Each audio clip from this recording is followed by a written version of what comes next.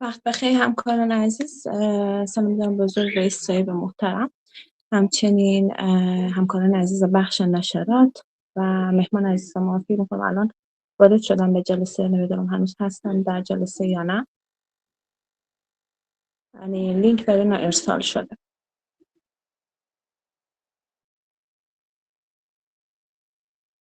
رئیس صاحب مشکل شما حل شد؟ رسیدیم به اون موقعیت که بتونیم صحبت کنیم؟ بله ما صد ما هستم. درست است. دکتر صاحب به شما مشکلی نداریم با لینک؟ سلام علیکم. نه انشالله که لینک کار میتونه درست. درست است. ممنون از شما.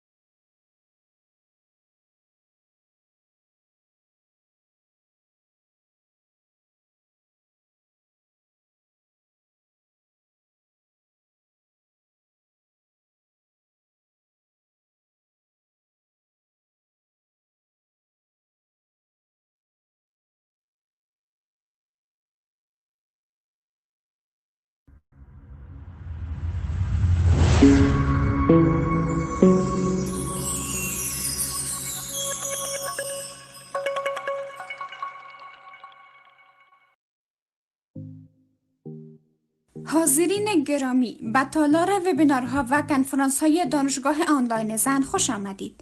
تیم تکنیکی عملیات وبینارها و کنفرانس‌های تصدی نشرات آنلاین محترمانه از تمامی اشتراک کنندگان و برگزار کنندگان برنامه موارد ذیل را جهت حفظ و تنظیم امور تقاضا می‌نمایند.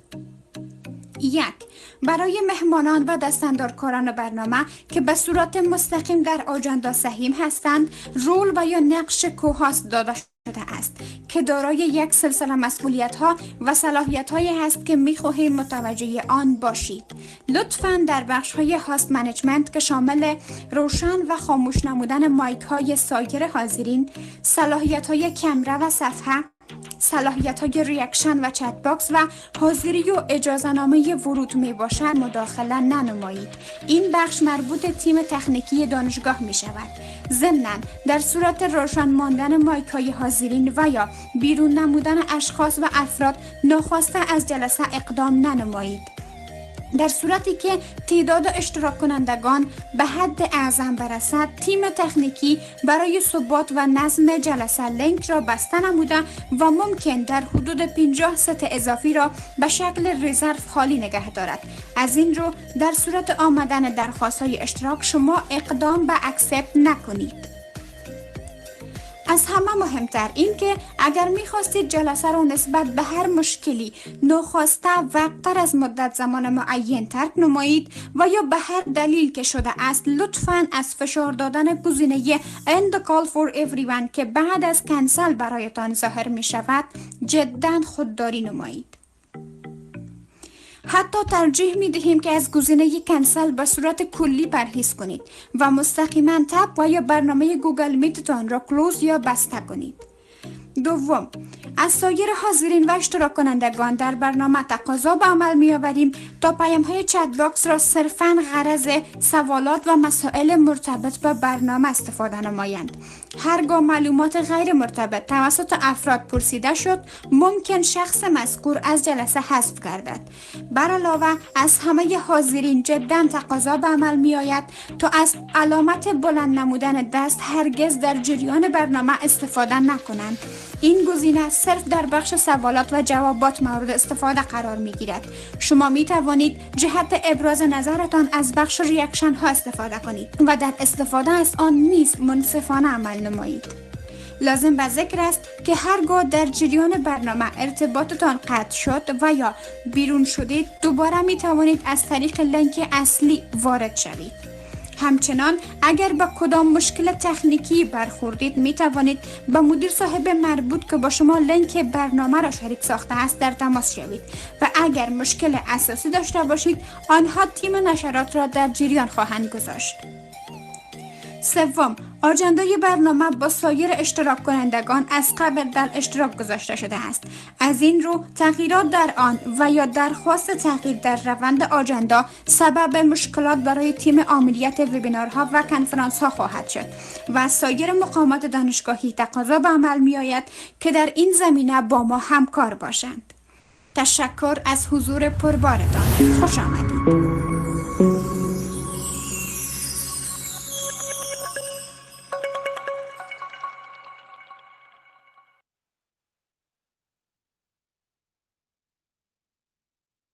ای دو جهان از قلمت یک رقم، ای دو جهان از قلمت یک رقم، بی رقمت لوح دو عالم عدم.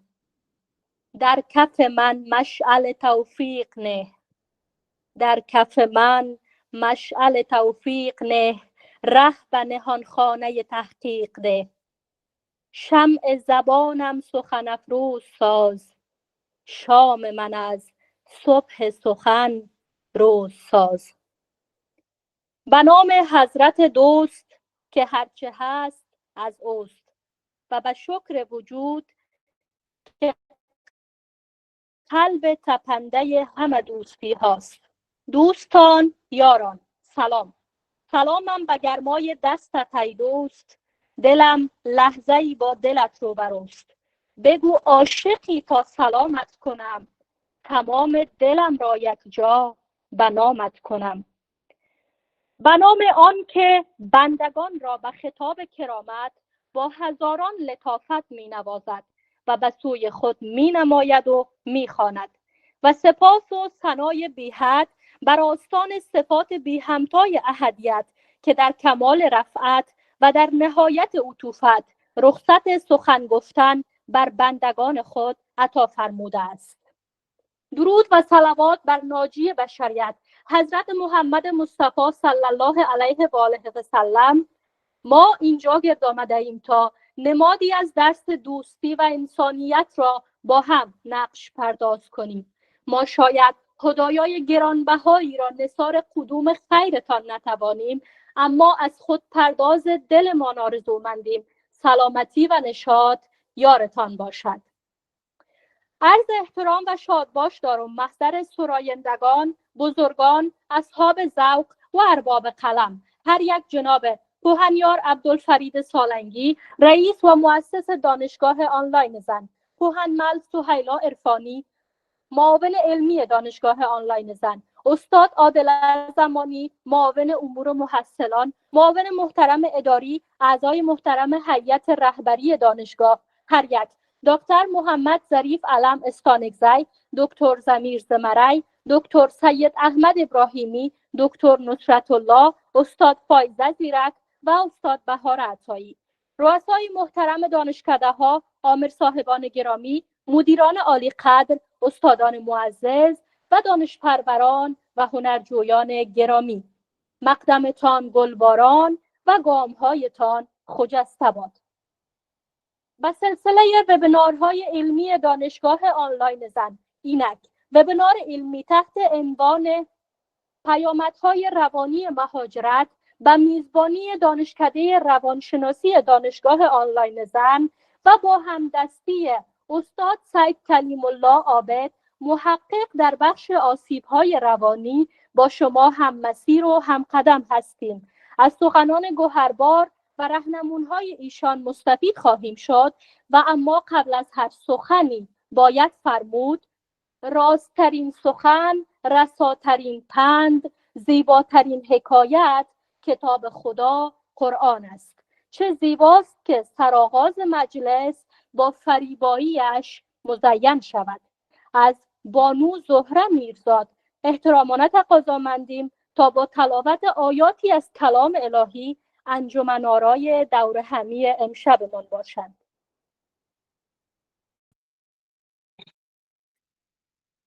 أعوذ بالله من الشيطان الرجيم. بسم الله الرحمن الرحيم. فلا أقسم بالشفق والليل وما وسق والقمر إذا اتسق لتركبن طبقا عن طبق فما وإذا قرئ عليهم القرآن لا يسجدون بل الذين كفروا يكذبون والله أعلم بما يوعون فبشرهم بعذاب أليم إلا الذين آمنوا وعملوا الصالحات لهم أجر غير ممنون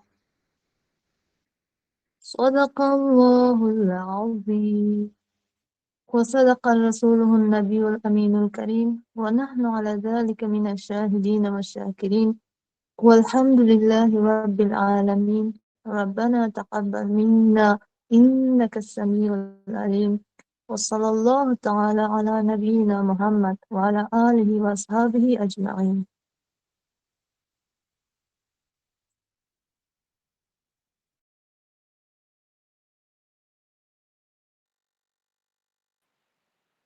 بسم الله الرحمن الرحیم.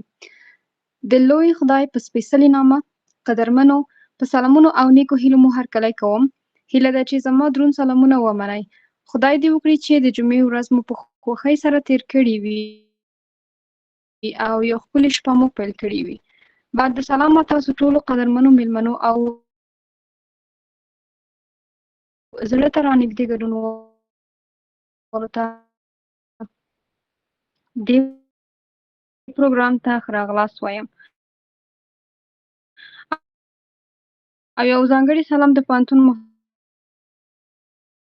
رئیس صاحب کوم. لکه څرنګه چې تاسو ټولو ته جوته ده، د مهاجرت هغه ترخه تجربې او بدلونونه دي چې یو شخص یو ځای نه بل ځای ته د تګ په ترڅ کې د ذهني او عاطفي اړخونو له مخې تجربه کوي. دغه اثرات ممکن کلتوري، ټولنیز، اقتصادي او حتی جغرافیایي بدلونونه له امله رامنځته شي او ممکن ډېرې منفي او رواني اثرات ولري. نن موږ دلته سره راټول شوي یو چې د همدې موضوع په اړه ارزښتناک او مهمې خبرې اترې د استاد سید کلیم الله عابد په مرسته او همکارۍ ولرو.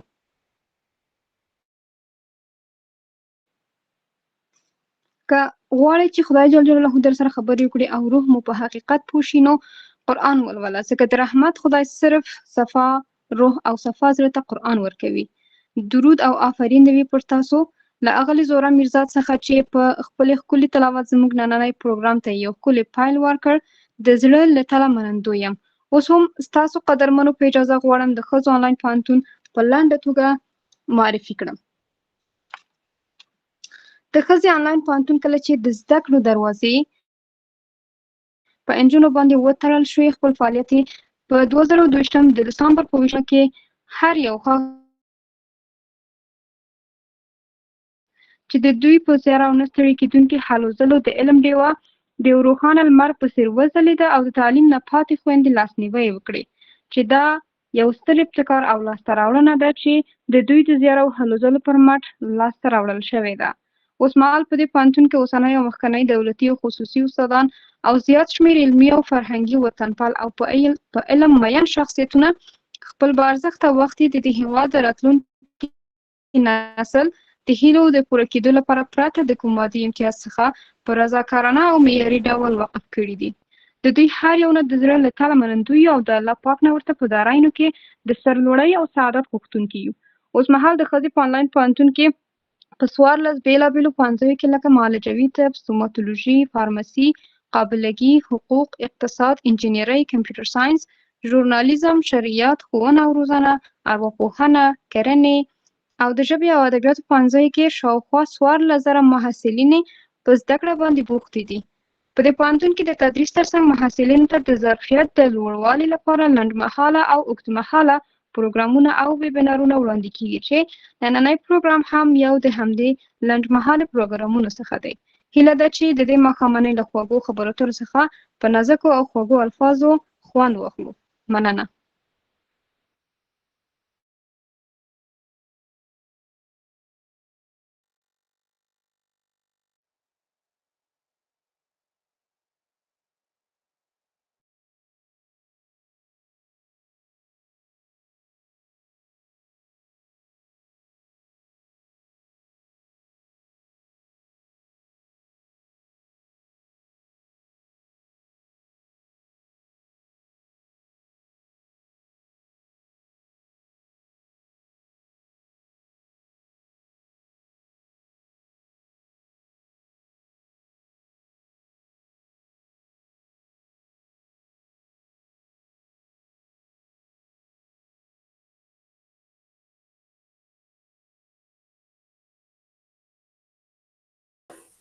من کمی آجنده را دیدم، فکر کنم که نوبت ما است بر سخن گفتن پشت تشریفاتش نمیگردیم. بسم الله الرحمن الرحیم. سلام خدمت جناب محاسب علمی پوهنمل سهیلا عرفانی، جناب محاسب امور و مسئولان عادل زمانی، محاسب اداری فرید حیدری، اعضای هیئت رهبری دانشگاه، استادان گران عرش، محصلین عزیز و همچنان یک سلام ویژه و خاص خدمت جناب استاد بزرگوار استاد سید کلیم الله عابد که لطف کردن فرصت گذاشتن تا ساعتی را در خدمت دختران محروم از تحصیل باشند که من به جمع نمایندگی از دانشگاه عین زن و دختران محروم از تحصیل ازشان قدردانی میکنم و تشکری مینمایم. از آنجایی که شما آگاه هستید که دانشگاه عین زن به سلسله ویبینارها و کنفرانس هایی را که هفته یک بار برگزار میکنه بنا به نیازمندی جامعه افغانستان هست که از او بتوانه همچنان محصلین عزیز و کسانی که بیرون از دانشگاه هستند و تمام مردم افغانستان مستفید شوند. به سلسله ویبینارها و کنفرانس ها یا گفتمان هایی را که دانشگاه عین زن در حوزه اکادمیک برگزار میکنه و میخواد روش بحث اکادمیک داشته باشه، این چنانچه که از عنوان ویبینار امروز مشخص است که امروز یک بحث فوق العاده مهم میره که از جمله نیازمندی های جامعه افغانستان هست و خصوصا در این 3 سال اخیر که متاسفانه همه ما بنا به دیگرگونی نظام سیاسی در افغانستان آواره و یا هم به نحوی مواجه شدیم، بنا به اینکه چی آسیب هایی را این آوارگی به بار آورده و مهاجرت چی آسیب هایی را به بار آورده، چگونه میتوان این آسیب ها را جبران میشه و چگونه میتوان این جبران کرد. سمینار و ویبینار امروزی هم تحت عنوان مهاجرت های اجباری و یا هم پیامد های آسیب های مهاجرت خصوصا از لحاظ روانی هستند. عموما مهاجرت ها بنا به عوامل خاصی صورت میگیره که میتونه که ظلم و ستم باشه، میتونه وقوع اتفاقات طبیعی باشه و یا هم بنا ناگزیری و اسرای ناگزیری فرد بخواه که کشور و مردمش ترک کنه و تا برابر شدن اوضاع از او کشور و دوباره برگشتن به حالت عادیش پناه ببره و پناه بجویه و به کشور و یا هم به سرزمین دیگه مهاجر شود. مهاجرت ها عموما که صورت میگیره بدون شک پیامدهای بسیار زیاد ناگوار داره که اگر ما به 3 دسته پیامدها را تقسیم بندی کنیم که پیامد اجتماعی است، پیامد اقتصادی و جسمی است و پیامد دیگرش هم پیامد روانی است. از آنجایی که همه ما میدانیم که 2 پیامد از این به گونه قابل جبران است و یا هم با گذشت جبران میشه که با گذشت زمان میشه جبران کرد که پیامد اقتصادی است و یا هم پیامد اجتماعی است که ما از فامیل خود دور میشیم، از وطن خود دور میشیم، شاید فردا با فامیل خود یک جای شیم و یا فردا پس به وطن خود عودت کنیم. این امیدواری وجود داره. و همچنان پیامدهای اقتصادی بنای که ما حمایت‌های مالی و یا هم حمایت‌های اجتماعی خود ما را از دست میتیم با گذشت 1 سال 2 سال 5 سال به سرزمینی که مهاجر شدیم. شاید این بتونه جبران شه و بالاخره به شکل نرمال زندگی ما برگرده. آنچه که از نظر من البته که استاد بزرگوار بیشتر در حوزه تخصصشان از پژوهش کردن بیشتر میفهمن، اما از نظر من که قابل جبران نیست که سلامت او پیامدهای روانی است که متاسفانه که بخواین نخواین تا که شما زنده هستین به گونه شما را دنبال میکنه و به گونه با شما تا با آخر عمرتان هست. شاید در یک فرد کمتر، در یک فرد بیشتر و در یک فرد با نظر به شدت آسیبی را که دیده هست فرق کنه، اما بدون شکی پیامد روانی از این آسیب روانی از این با شما را همراه میکنه. ما بحثی را که با دوستای خودم دارم و همیشه براشون میگم هر کسی ما در هر گوشه از دنیا که هستیم و گونه شکایت داریم از اینکه بنا ناگزیرایی وجود داشته متاسفانه وطن خود را ترک کردیم و مهاجر شدیم. ما برای دیگه دوستا هر کس از هر بخش میداله که ما این یک زندگی داشتم و به شکل طبیعی زندگی میکردم بنا ناگزیری مهاجر شدیم. ما همیشه برای دوستای خود میگم که تمام افغانستان سقوط کرد، مردم افغانستان سقوط کرده، اما بعضی سقوط‌ها سقوط آزاد است که به قول معروفش به فرق میخوری. بعضی اشخاص همین گونه آسیب دیدن واقعتش او هم مشخص است. شما که جوان باشین، تحصیل کرده باشین، درس خوانده باشین، تقریبا 18 سال عمرتان رفته باشین، تحصیل کرده باشین و آرزوی از این داشته باشین که با آینده به سرزمینتان، به کشورتان، به ملتتان مصدر خدمت قرار بگیرین، یک شبه همه چیز فرو بپاشه و یک شبه همه چیز از دست بدین و بین مهاجر شوین و بین به یک سرزمین دیگه برین که اونجا اصلا براتان بیگانه هست. گفتم که دیگه آسیب هایش میتونین جبران کنین، میتونین کار کنین، میتونین اشتغال زایی به خودتان پیدا کنین، میتونین خانوادهتان کنار خودتان بطلبین، اما آنچه که نمیتونین این درد بسیار زیاد خطرناکی هست و درد بسیار زیاد جانگدازی است. و ایست که آن آرزویی را که داشتین در سرتان میتونستین او را در سرزمینتان پیاده بسازین و او آرزویتان تحقق پذیر در سرزمین تشه و در سرزمین بیگانه نمیشه. شما هر چقدر که تحصیل کرده باشین، هر چقدر که استعداد داشته باشین، وقتی که شهروند جهان بیرون شدین، وقتی که شهروند درجه 2 شدین در یک کشور دیگه ازی به هیچ وجه به او آرزویتان هیچ وقت دست پیدا نمیکنید. این نسل جوانی که در سن ما و یا هم در بالاتر یا پایینتر مهاجر شدن این مرا درک میکنن، میفهمن. اوی که شما با آن هم که شما کسایی که رفتین درس خواندین، تحصیل کردین، آرزوهایی را برای خود داشتین، فقط اون آرزوهایتان تنها میتونین در سرزمین خودتان، در کشور خودتان، در یک فضای صمیمیت و در یک فضای اعتماد میتونین که با آرزویتان تحقق با آرزویتان برسین، آرزویتان تحقق پیدا شود. به هیچ وجه با گذشت زمان، حتی اگر شما چندین سال متواتر زندگی کنین در یک سرزمین بیگانه، شما شهروندی به دست بیارین، اما باز هم شما به نحو با او کشور بیگانه هستین و هیچ وقت او کشور با شما سازگاری نمیکنه. وقتی که می فکر کنین که وقتی می مهاجر میشین از صفر شروع میکنین، مثل طفلی که تازه به دنیا میاد، از زمان نو چیز است که میخوانین با اجتماع نو شما ادغام میشین، با کلتور و فرهنگ و روش ها و سنت ها نو آشنا میشین. این یک مدت بسیار زیاد زمان طویل میگیره که شما عادت کنید.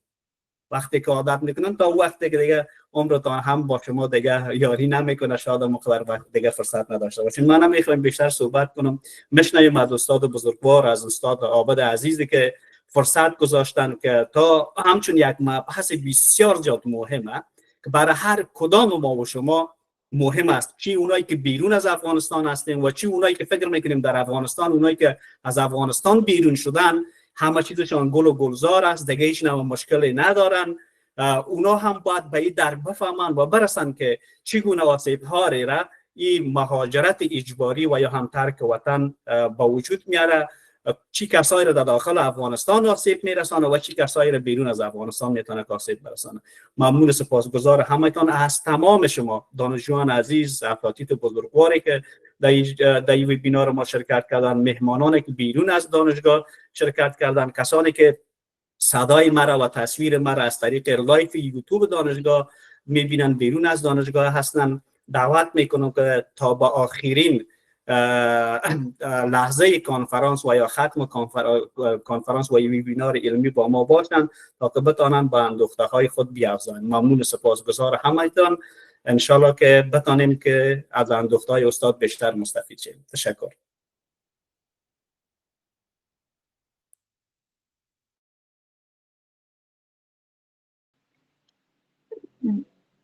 د مهاجرت یو لومړی رواني غبرګون د اضطراب او تشویش احساس وي.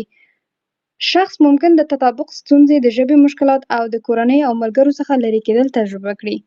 له ښاغلي پوهنیار عبدالفرید سالنګي د ښځو د آنلاین محترم رئیس صاحب څخه په مننې سره اوس هم واره رسېدلې چې تاسو ته زموږ د میلمه یو لنډه پیژندګلوۍ ویډیو په تاسو ته خپره کړو. د احترام په لوړ کمال له تخنیکي ټیم څخه غوښتنه کوم ترڅو د بیوګرافۍ ویډیو ګډونوالو ته خپره کړي.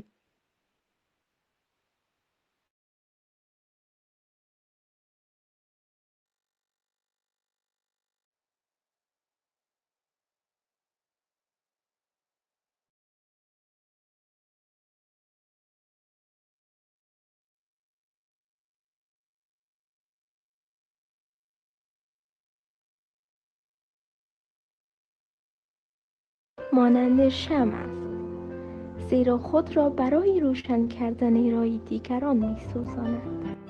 سعید کلیم الله عابد تحصیلات ابتدایی، متوسطه و عالی خود را از صنف اول تا صنف 12 در افغانستان به پایان رسانید. پس از موفقیت در آزمون کانکور در سال 2010 وارد دانشگاه تعلیم و تربیت کابل شدند و پس از 4 سال تحصیل با کسب نمرات برتر کادری و با عنوان اول نمره رشته روانشناسی و تعلیم و تربیت نابینایان از این دانشگاه فارغ التحصیل گردیدند. در سال 2011 بعد از موفقیت در امتحان کادری به عنوان استاد در دانشگاه تعلیم و تربیت کابل مشغول تدریس شدند. در این مدت مضامین مختلف از جمله اساسات خط بریل، مهارت‌های خودکفایی، روانشناسی نابینایان، روانشناسی انکشافی و جهتیابی و تحرک را تدریس کردند. همچنین در همین دوران به چاپ مقالات علمی و تهیه و نشر چندین نوشتار آموزشی پرداختند. در سال 2011 بعد از موفقیت در امتحان کادری به عنوان استاد در دانشگاه تعلیم و تربیت کابل مشغول تدریس شدند. در این مدت مضامین مختلف از جمله اساسات خط بریل، مهارت‌های خودکفایی، روانشناسی نابینایان، روانشناسی انکشافی و جهتیابی و تحرک را تدریس کردند. همچنین در همین دوران به چاپ مقالات علمی و تهیه نشر چندین نوشتار آموزشی پرداختند. در آغاز 2015 از طریق برنامه رقابتی افغان جونیور فکتوری پروگرام به ایالات متحده سفر کردند. در طی این سفر 3 ماهه از مکاتب و دانشگاه‌های مختلف بازدید کردند و دستاوردهای علمی و تجربی خود را در قالب گزارش‌ها و کنفرانس‌های علمی به اشتراک گذاشتند. همچنین در همین سال در یک برنامه بین المللی تحقیق علمی 2 ساله در کشور اردن و نمایندگی از افغانستان شرکت کردند. بعد از اتمام موفقیت آمیز این برنامه، مدرک مربیگری از دانشگاه جرمن اردن را دریافت. از سال 2017 تا سال 2019 با بهره‌گیری از بورسه فولبرایت موفق به اخذ مدرک کارشناسی ارشد در رشته تعلیمات خاص از دانشگاه لیهایی ایالات متحده شدند و به افغانستان برگشتند. در سال 2020 به برنامه دکتری پیوستند و در حال حاضر در سال ششم این برنامه هستند و برای پژوهش‌های مرتبط با آثار روانی و تجارب ناگوار طفولیت در میان مهاجرین و ویژه افغان‌ها کار می‌کنند. همچنین ایشان در مرکز تحقیقاتی دانشگاه لیهایی نیز با فعالیت علمی مشغول هستند. از سال 2011 تا سال 2020 به تدریس در دانشگاه تعلیم و تربیت کابل مشغول بودند. از سال 2020 تا سال 2021 به عنوان متخصص روانشناسی و تعلیم و تربیت در سازمان پیس آف مایند افغانستان فعالیت کردند. از آغاز سال 2021 تا سقوط دولت جمهوری افغانستان به عنوان مشاور ارشد وزیر معارف در وزارت معارف افغانستان در حوزه آموزش و پرورش کشور فعالیت داشتند. پس از سقوط دولت جمهوری افغانستان ایشان به ایالات متحده بازگشتند و در حال حاضر در زمینه روانشناسی و تعلیم و تربیت با تمرکز ویژه بر مسائل مرتبط با افغانها و فعالیت‌های تحقیقاتی و علمیشان ادامه می‌دهند. ممنون و سپاسگزار ایشان هستیم.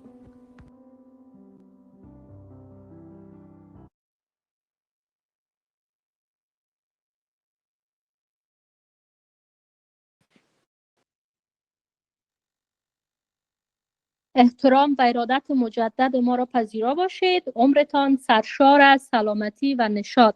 ممنون که تا این قسمت برنامه را پر انرژی همراهی میکنید.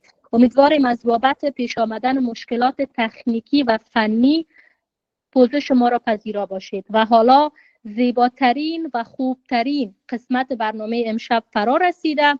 نوبت سخن را واگذار میکنیم برای جناب استاد سید کلیم الله عابد، محقق در بخش آسیب‌های روانی، تا زحمت ارائه وبینار علمی امشب را عهده‌دار شوند. اعوذ بالله من الشیطان الرجیم. بسم الله الرحمن الرحیم. تشکر بسیار زیاد. خیلی خوشحال هستم که در برنامه با شما هم مسلکان عزیز مساتین محترم که در این نهاد بسا مهم و ارزشمند کار میکنن هستم و بر علاوه تیم تکنیکی که زمینه ای صحبت فراهم ساختن و همچنین محصلین عزیز و گرانقدر که از تحصیل و آموزش باز ماندن.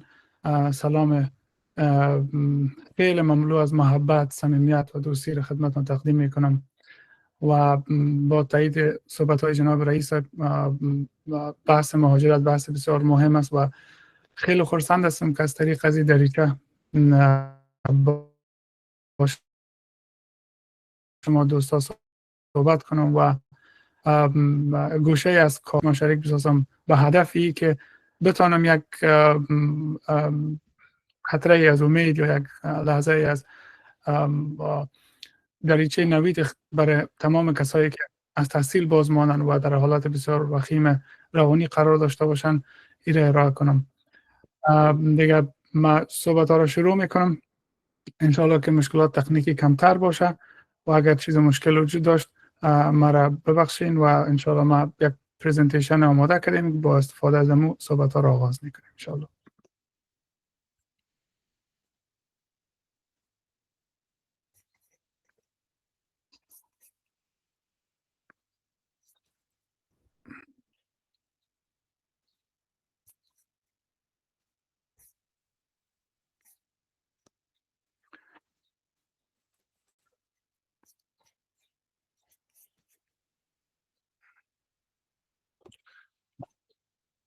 شما اسکرین مرا میبینین؟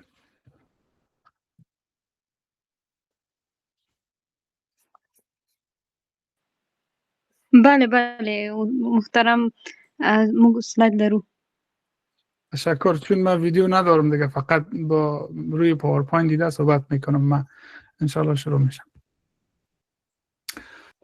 خب در این بحث مشخصا روی پیامدهای روانی مهاجرت اجباری صحبت میکنیم که تاثیرات مهاجرت اجباری گپ میزنیم و بر علاوه روی بعضی از راهکردهای عملی به خاطر رسیدگی به این مشکل همچنان صحبت میکنیم.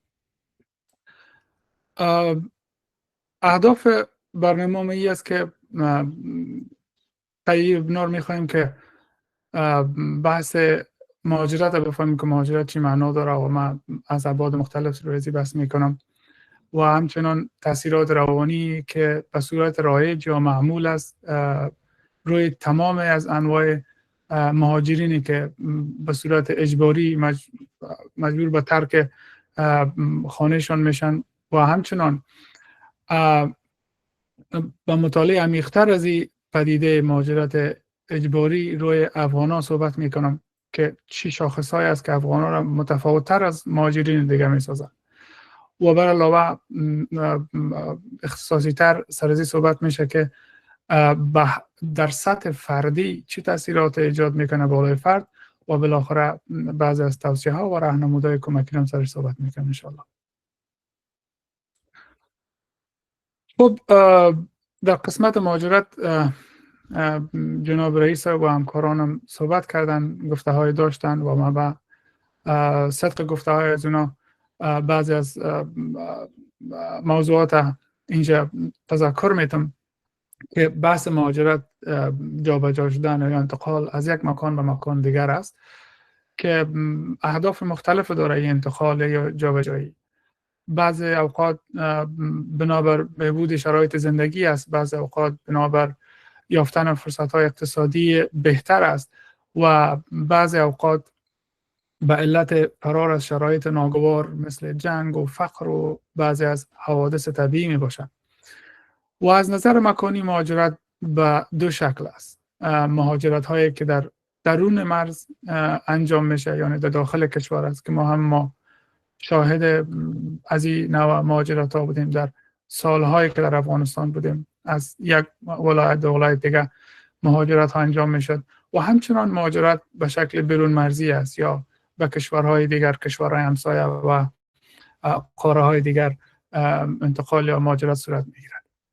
و مهاجرت از نظر اشکال به صورت عموم داوطلبانه و اجباری است که بحث داوطلبانه شما سرش صحبت نمی کنیم، بحث سیاگانه است و مشخصا در این بحث ما روی مهاجرت اجباری صحبت می کنیم. البته تعریف مهاجرت اجباری، مهاجرت اجباری یک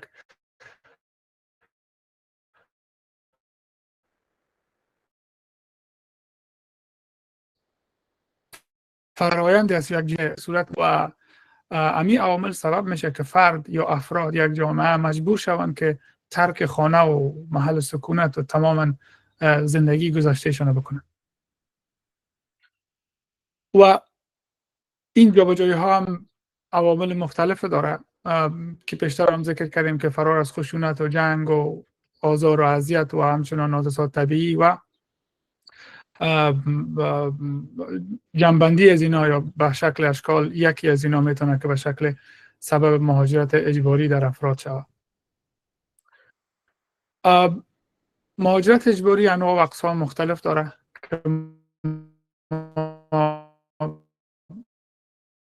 مشخصا سر بحث پناهندگی صحبت میکنیم که مهاجرت ترس از آزار و اذیت بنابر ملحوظات مختلف، مثلا نژادشان، مذهب، ملیت، عضویت یا هم نظر بودن با یک گروه اجتماعی و همچنان تناقض داشتن افکار سیاسی از کشور خودشان مجبور میشن که فرار کنن و یک کشور دیگه پناهنده شوند. و بحث جابجا شدن داخلی که ما تمام شاهد هستیم و همچنان مهاجرت اجباری به دلیل از بلاهای طبیعی و مهاجرت ناشی از تغییرات اقلیمی که بازم میگم که بحث ما بیشتر روی مهاجرت اجباری و پناهندگی است. و مشخصا وقتی که صحبت کنیم و ببینیم تاریخ افغانستان مهاجرت اجباری در افغانستان متاسفانه یک پدیده بسیار عام بوده. اگر ما با قصه های از خانواده های خود گوش کنیم و مسیر زندگی خود ما را متوجه شویم، ببینیم که به نحو از انواع در افغانستان یک پدیده بسیار رایج بوده و این عوامل مختلفی داشته. یک عامل بسیار زیاد مهم و اساسی جنگ و درگیری های طولانی مدت افغانستان بوده. متاسفانه افغانستان بیشتر از 40 سال در آتش جنگ و خشونت به شکل کلی سوخت. و وقتی که ما از جنگ صحبت میکنیم، جنگ یک پدیده بسیار ساده نیست که فقط بگوییم در یک کشور جنگ وجود داشته و جنگ سبب شده که دو گروه یا سه گروه یا گروهی از مردم با هم دیگر مخالفت داشته باشند، مخالفت به شکل خشونت در بیاید. وقتی که جنگ در کشور میشه به شکل ملی، تماما سیستم انکشاف و سیستم فعالیت کشور توقف میشه و این ما تمام افغان‌ها تجربه تلخ از این متاسفانه داریم و بسیار زیاد با تاسف باید بگویم که فعلا قرار معلومات جدید تقریبا 6 میلیون مهاجر بین‌المللی از افغانستان در کشورهای مختلف وجود داره و متاسفانه افغانستان و کشور سوریه دو کشور هستند که بیشترین مهاجرین به جهان میفرستند و وقتی که ما از مهاجرت صحبت میکنیم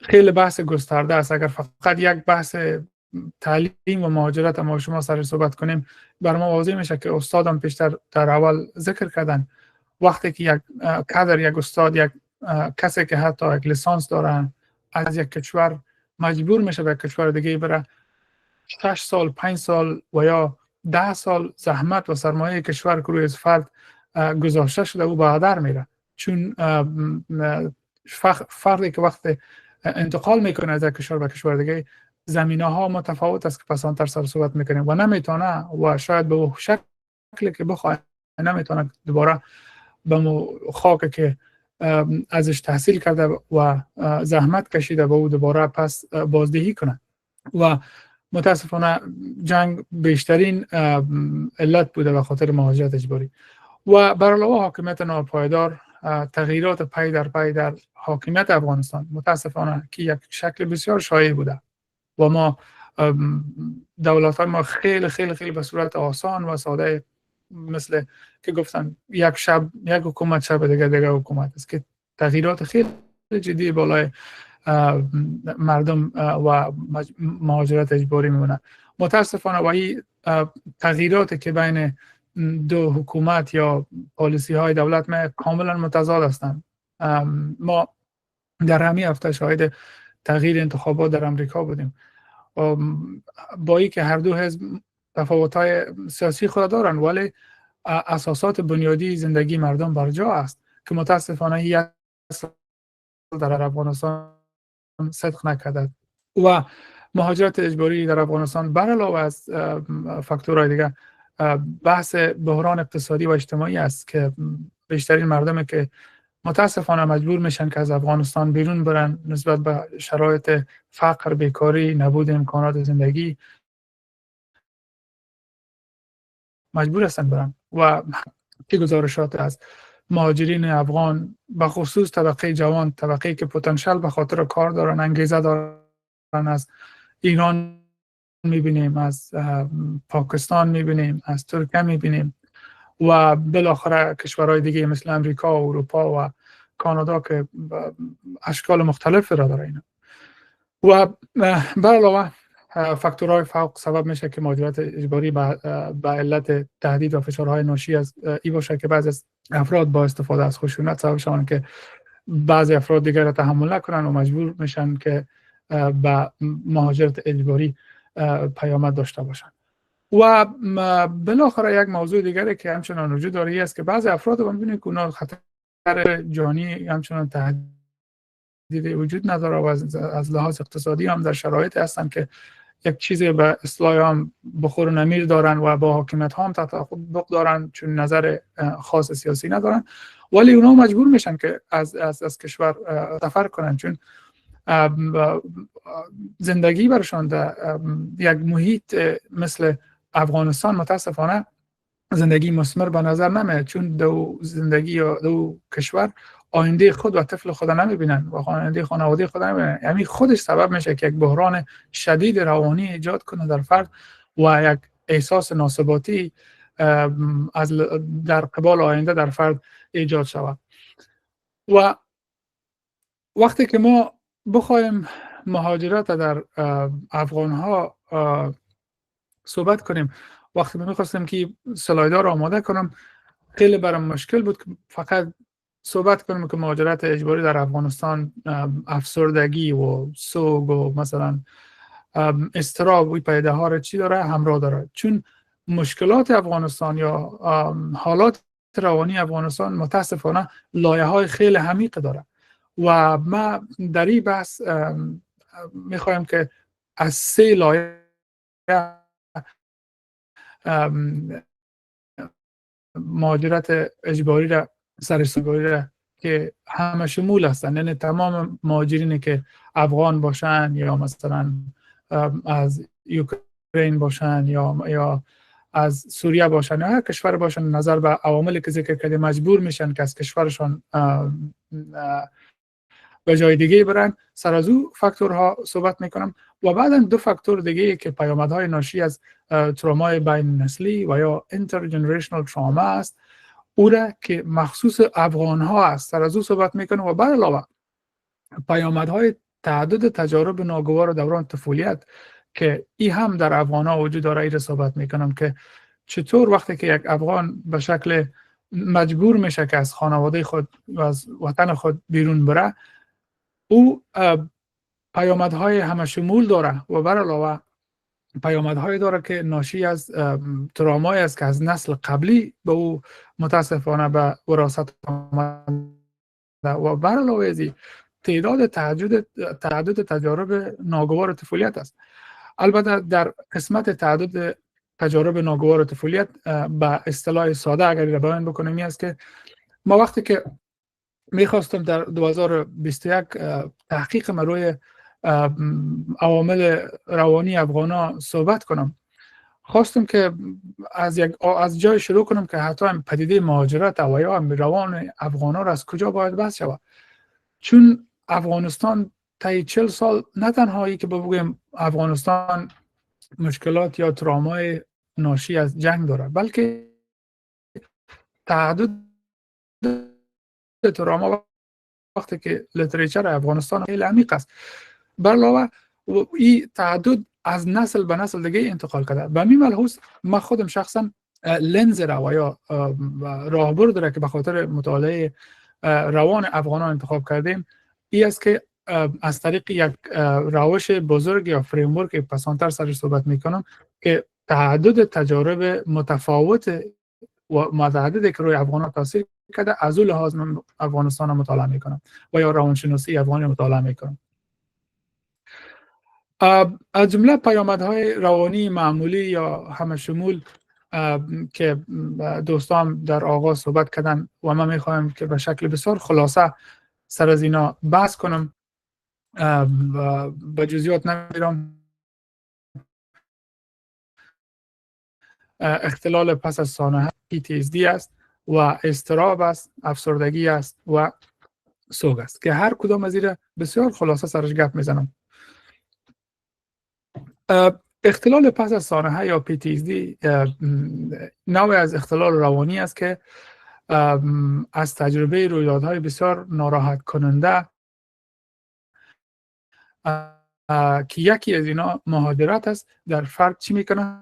شکل میگیره و این به اشکال مختلف دیده میشه، مثلا یادآوری ناگهانی و غیر ارادی لحظات دشوار و یا آسیبزا که مشخصا همین لحظات و یا آگاهی ها و یا همین مومنتم که برش گفته میشه ارتباط داره به متاسفانه به مسانحه و به حادثه‌ای که صورت گرفته. مثلا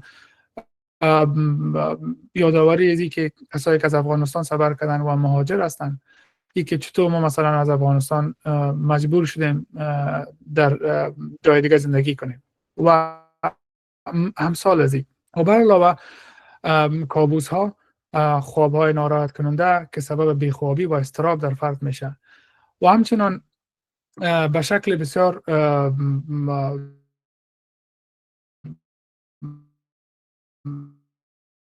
شدید وقتی که ما این مثال نه تنهایی که در مهاجرین و ما در اکثر افغان‌ها ببینیم که بسیار ما تحریک پذیر هستیم. زمانی که مثلا یک مثالی که من همیشه استفاده میکنم، دو موتر با هم تصادم میکنن، استاد یک مقدار صدا شما قطع و وصل میشه. یک جاده یا سرک در افغانستان موترها آسیب با هم خیلی میده. بله کوشش میکنم که نزدیکتر صحبت کنم. آل درست شد؟ بله بهتر شد. فکر میکنم که دور میشیم هی قطع و وصل میشه. اینترنت هم که مشکل نداره استاد. متاسفانه اینترنت مشکل نداشته باشه، ولی نمیفهم که امروز صدا درست شد فعلا؟ بله بهتر هست. بفهم. تشکر از اینکه گفتین. اگر کدام بحث دیگه هم بود بر من لطفاً شریک بسازید. خب میگفتیم که چقدر افغان ها تحریک پذیر هستند و این تحریک پذیری علت بسیار مستقیم با سیستم عصبی ما داره، چون پسانتر سر صحبت میکنه وقتی که یک فرد دچار یک آسیب روانی یا تروما میشه، سیستم عصبیش به شکل فیزیولوژیک بسیار حساس میشه که با امو حالات و موقعیتی که شاید هم خیلی آسیب شدید برای فرد مواجه نکنه، عکس العمل جدی نشان میده. و همچنان این تاثیر پیتیزی در عملکرد اجتماعی است و در فعالیت‌های شخصی است و متاسفانه این پدیده در مهاجرین به شکل رایج دیده میشه.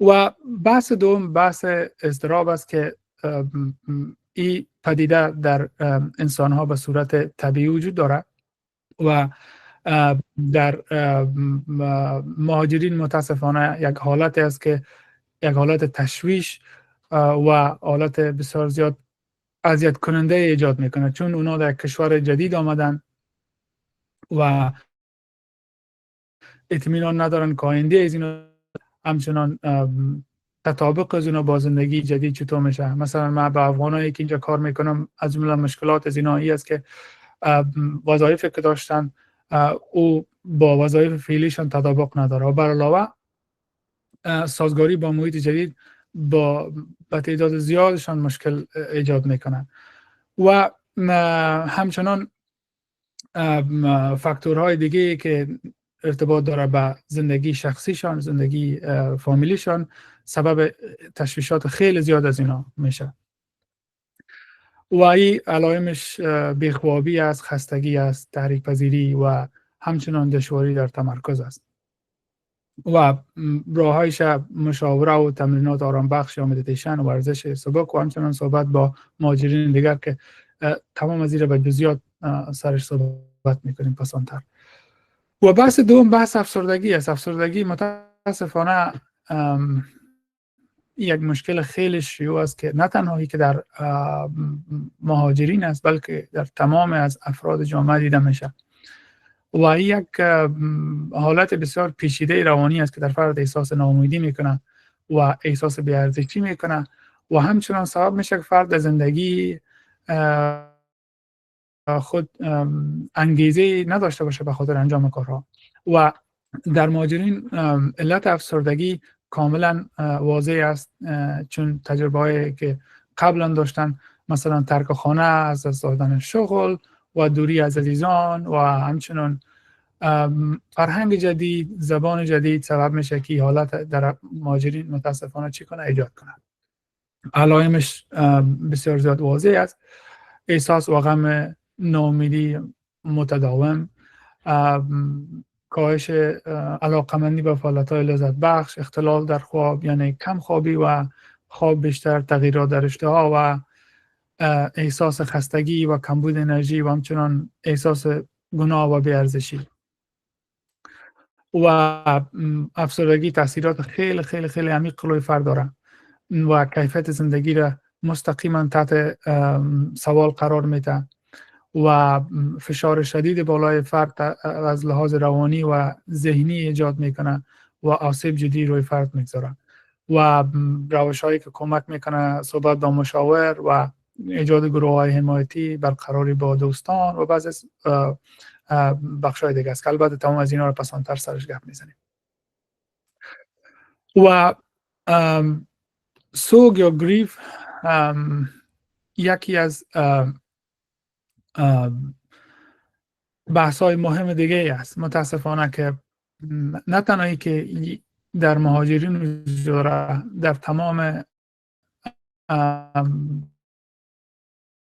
افغان ها و کشورهایی که در اوج جنگ و حالات طبیعی خیلی شدید وجود داشته شیوع است و سوگ یک حالت طبیعی است که بعد از اینکه فرد یک چیز را یا یک شی را که بسیار ارزشمند است از دست میده و این حالت در فرد ایجاد میشه که در مهاجرین علتش واضح است که از دست دادن خانه و یا دوستان، عزیزان، فرهنگ، زبان، هویت سبب از این میشه و علائمش بسیار زیاد مشابه به افسردگی است. احساس و غم عمیق و دلتنگی، همیشه یادآوری خاطرات خوب گذشته و آنچه که از دست رفته و افکار مکرر درباره خانه و عزیزان و دوستان در مهاجرین است و دلتنگی برای کسایی که دوستشان داشتن و همچنان احساس خشم و یا ناامیدی در مهاجرین دیده میشه. البته خود سوگ یا گریو یک سایکل داره که او در انتهایش سبب میشه که فرد تطابق کنه، ولی متاسفانه در مهاجرین به خصوص کسایی که به شکل اجباری مهاجر میشن، فرد بیشترین اوقات که احساس خشم در وجودش است و همچنان احساس تنهایی و انزوا یک علائم دیگه است که تمام مهاجرین کسایی که به شکل اجباری دور هستن از خانواده‌شون دیده میشن و بخش دیگه از این که یک دلشکستگی و یا از دست دادن علاقه به زندگی جدید. گریو یا سوگ یک حالت است که یک فاصله ایجاد میکنه بین زندگی جدید و زندگی قبلی فرد و فرد بیشترین اوقات کوشش میکنه که در زندگی قبلی خود باشه و چیزایی که داشته سر از او صحبت فکر کنه و به یادآوری از اونا شو و اونا رو به یک شکل ماتم بگیره و همین خود سبب میشه که با زندگی جدیدی که است، با مواقع جدید کاری شغلی که است، او نتونه با اونا چیکنه تطابق پیدا کنه و بالاخره یک شکل بی‌تفاوتی در اونا دیده میشه. البته زمانی که اینا رو ما صحبت میکنیم علائمش خیلی خیلی واضح به کسایی که مهاجرت کردن و از طریق رسانه شما به وضاحت دیده میتونن که چگونه اینا در افراد بروز پیدا میکنن. و بر علاوه مهاجرت اجباری در ساختار خانواده تاثیر ایجاد میکنه. وقتی که ما در کشور خود هستیم، یک خانواده داریم که معمول پدر، مادر، برادر، خواهر یا کسایی که با ما یک جای زندگی میکنن، هر شخص یک وظیفه و یک فعالیت داره که سیستمی که به نام خانواده است، با انجام امو فعالیت ها امو سیستم در حالت حرکت است یا پیش میره. وقتی که مهاجرت اجباری صورت میگیره، خود امی ساختار سیستم در حالت تعلیق قرار میگیره، چون نقش ها فرق میکنه. امکان داره که فرد نوجوان خانواده وقتی که مجبور میشن مهاجرت کنند در کشور دیگه، بیشترین نقش در خانواده ایفا کنه. مثلا مهاجرینی که در امریکا مکتبشان کار میکنن، پسرها و دخترایی که جوانتر هستن، لسان انگلیسی زیادتر دارن، نو بیشترین مکلفت ها و مسئولیت های فامیل به دوش دارن. مثلا مجبور هستن که والدین خود با مجلساتی که با بخش طبی یا بخش پزشکیش میبرن و همچنان تمام اوراق که ترجمه کنن کی ایجاد نقش جدید را در افراد سبب میشه که بعضی اوقات فشار زیاد بالای از اینا ایجاد میکنه و سبب عدم رضایتش میشه. همچنان در بزرگا یک احساس بی‌ارزشی ایجاد میکنه که یک فرد با یک لسان، با یک توانایی از یک کشور میاد که به ورزش داده میشه، به یک جای میاد که فقط نان میخوره و میفره تلویزیون میبینه و دیگه چیز مفید ورزشمند نداره. پس آنتر سرزی صحبت میکنیم و همچنان سبب میشه که یک نوع ارتباطات بین خانواده گسستگی پیدا کنن. مثلا از فامیل به کشور دیگه که انتقال میکنه مجبور میشه که باید با اثر تطابق و نیاز کشور جدید کارهای جدیدی را انجام بده. مثلا پسر باید مجبور است که 2 شفت کار کنه، مادر باید کار کنه و به اشکال مختلف ارتباطات خیلی ها به هم دیگر به شکل سابقی که وجود داشت نمیمونه. همچنان از دوستا و رفقایی که وجود داشت و از اطفال ببخشید از پسرها دوری صورت میگیره و خود مهاجرت یک فشار بسیار عمیق روی خانواده میگذاره و این فشار ناشی از تغییرات در محیط جدید است که این محیط جدید نیازمندی های اقتصادی، اجتماعی و فرهنگی جدید داره که بسیار مشکل است که فرد با میزان تراما و مشکلات آسیب های قبلی که داره به شکل نرمال به محیط جدید چی کنه تطابق پیدا کنه. پس آن طرز سرزی هم صحبت میکنیم. حال روی ازی صحبت میکنیم که ترامای بین نسلی یا intergenerational تراما چی تاثیر روی چگونه پیامدهای روانی بالای افغان ها دارد.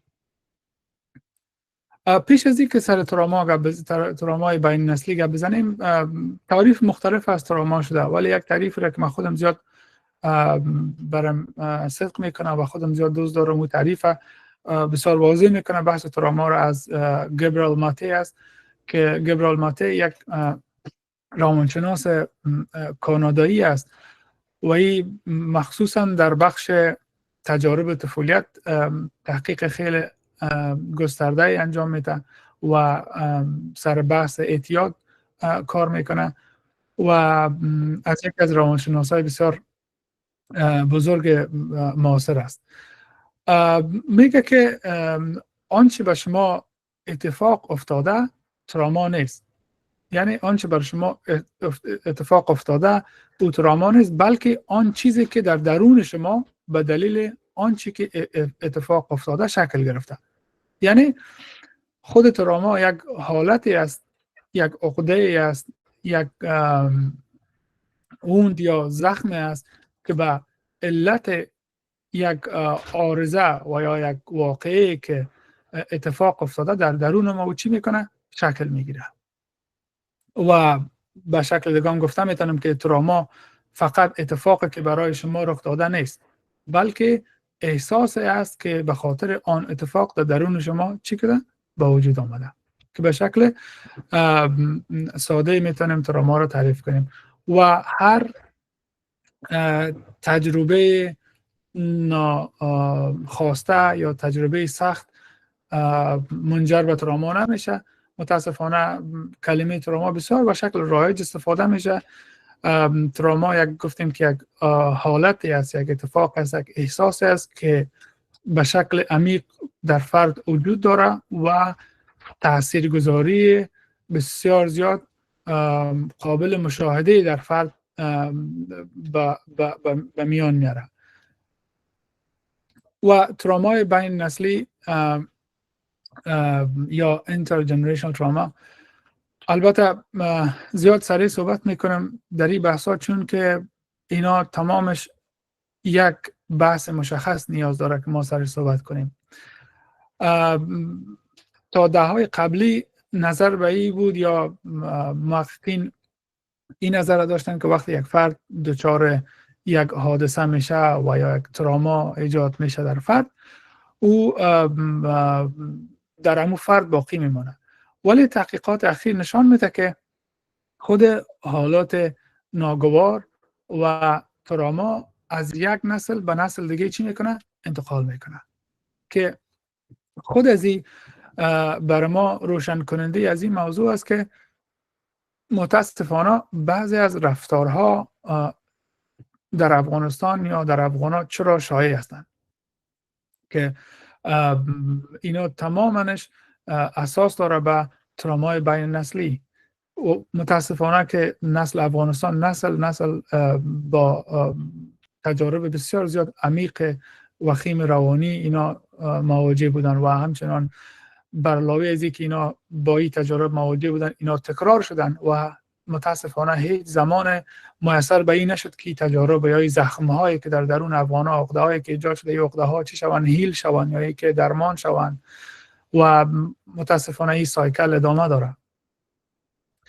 و تحقیقات نشان میده که تراما میتواند سبب شود که در ژن تغییر ایجاد بکنه و همین تغییر از پدر مادر به اطفال انتقال کنه و تحقیقات جدید نشان میده که بر علاوه از اینکه به اطفال انتقال میکنه، این که از اطفال هم همچنان میتونه که به نسل های بعدی چی کنه؟ متاسفانه انتقال کنه و به اشکال مختلف مثل اضطراب و یا استرس، حتی در طفلایی که اونا هیچ وقت با واکنش‌های شدید مواجه نشده باشن، از اونا چی شوند؟ بروز شوند. و همچنان این نه تنهایی که به شکل ژنتیکی انتقال میکنه، بلکه بسیار زیاد تاثیرش واضح است بر رفتار فرد که در او یکی از ویژگی‌هایش حساسیت بیش از حد دیده میشه. متاسفانه که در بیشتر از افغان‌ها ما متوجه هستیم و مشکل دومی که ایجاد میکنه کنترل احساسات است که هر دوی از خیلی خیلی شیوع است در افغانستان و در افغان‌ها که ما مشکل داریم در قسمت کنترل احساسات خود و همچنان بیش از حد حساسیت نشان میدیم. البته یک مشکل متاسفانه عام است. و میرسیم در بخش دوم که پیامد ناشی از تعدد تجارب ناگوار دوران طفولیت است. البته این بخش است که من خودم مصروف تحقیق هستم در این بخش. قبل رام ذکر کردم وقتی که من میخواستم تحقیق کنم حالات روانی افغان‌ها را، من خودم تقریبا 1 سال به این مشکل مواجه بودم که از کجا باید شروع کنم، از کدام روش استفاده کنم، کدام لنز و یا کدام دیدگاه را بگیرم که بتانم بیشترین یا وسیع‌ترین دیدگاه را داشته باشم نسبت به تعدد تجارب که در افغان‌ها وجود داره و همچنان بتانم به عمق از تجارب برسم که یکی از لنز و یا فریم ورک، یکی از وسیله که ما تونستم از او طریق تحقیقات بعدی خود انجام بدم، امی بحث ACEs یا Adverse Childhood Experience بود که خود بحث Adverse Childhood Experiences یا تجارب منفی دوران کودکی یک بحث بسیار وسیع روانشناسی است. البته این بحث در سالهای 1988 در امریکا شروع شد. یک دکتر طبی بود، او با تعداد زیادی از مریضان مواجه می شد و که هر بار رو نامه بدن از مشکلات جسمی شکایت می کردن و وقتی که معاینات انجام می شد می دید که مشکلات جسمی آنچنان در وجود از اینا دیده نمیشه و بالاخره امی روانشناس که به نام فتالی است، این مجبور میشه که یک پرسشنامه را ترتیب بده از امی کسایی که بارها برش مراجعه میکنن و مشکلات جسمی ندارن، امراض جسمی ندارن، اینا رو مطالعه کنه که ببینه که کدام فاکتورهای دیگه وجود داشته باشه که اینا همیشه من شکایت میکنن. وقتی که پرسشنامه را ترتیب میده که در او 10 سوال بوده وقتی که از مراجعین یا مریضا سوال میکنن پیدا میشه که اکثر از این کسایی که از مشکلات جسمی شکایت دارن، مشکلات جسمی از اینا ارتباط خیلی مستقیم با تجارب منفی دوران کودکی دارن. و این از جمله تحقیقات میشه که از سال 1986 تماما روی کرد و یا دیدگاه مردم نسبت به روانشناسی کودک، روانشناسی طفل و همچنان تراما تغییر میده و سبب شد که بسیار زیاد تغییرات اساسی در قسمت ساختارهای تعلیم و تربیت ایجاد شود، روش خدمات روانشناسی ایجاد شود و سایر از این. خب وقتی که ما از تجارب منفی دوران کودکی صحبت میکنیم، چون بحث تجارب است، تجربه نیست، اینا مجموعه از حوادث هستند یا تجارب منفی هستند که طفل قبل از سن 18 سالگی به شکل متداوم یا طولانی مدت در متاسفانه با این تجارب چی میشه؟ روبرو میشه. وقتی که بحث شروع کرد دکتر فتالی، آغازی تجربه را بسیار شکل ابتداییش داشت، کمی سایکل را که شما ببینید به شکل سرخ و بانجانی و شکل آبی است که 3 گزینه را داشت: شکل ابیوز یا سوء استفاده و شکل نگلکت یا رها ماندن و همچنان هاوسهولد دیسفانکشن یا مشکلات خانوادگی بود. ولی آهسته آهسته با گذشت سال این بحث خیلی بزرگ شد و بسیار زیاد جنبه های دیگری را شامل ساخت که متاسفانه وقتی که از این دیدگاه ما افغان ها را مطالعه بکنیم متوجه میشیم که افغان ها فقط یک مشکل ندارند که مثلا بگویم کنا مشکل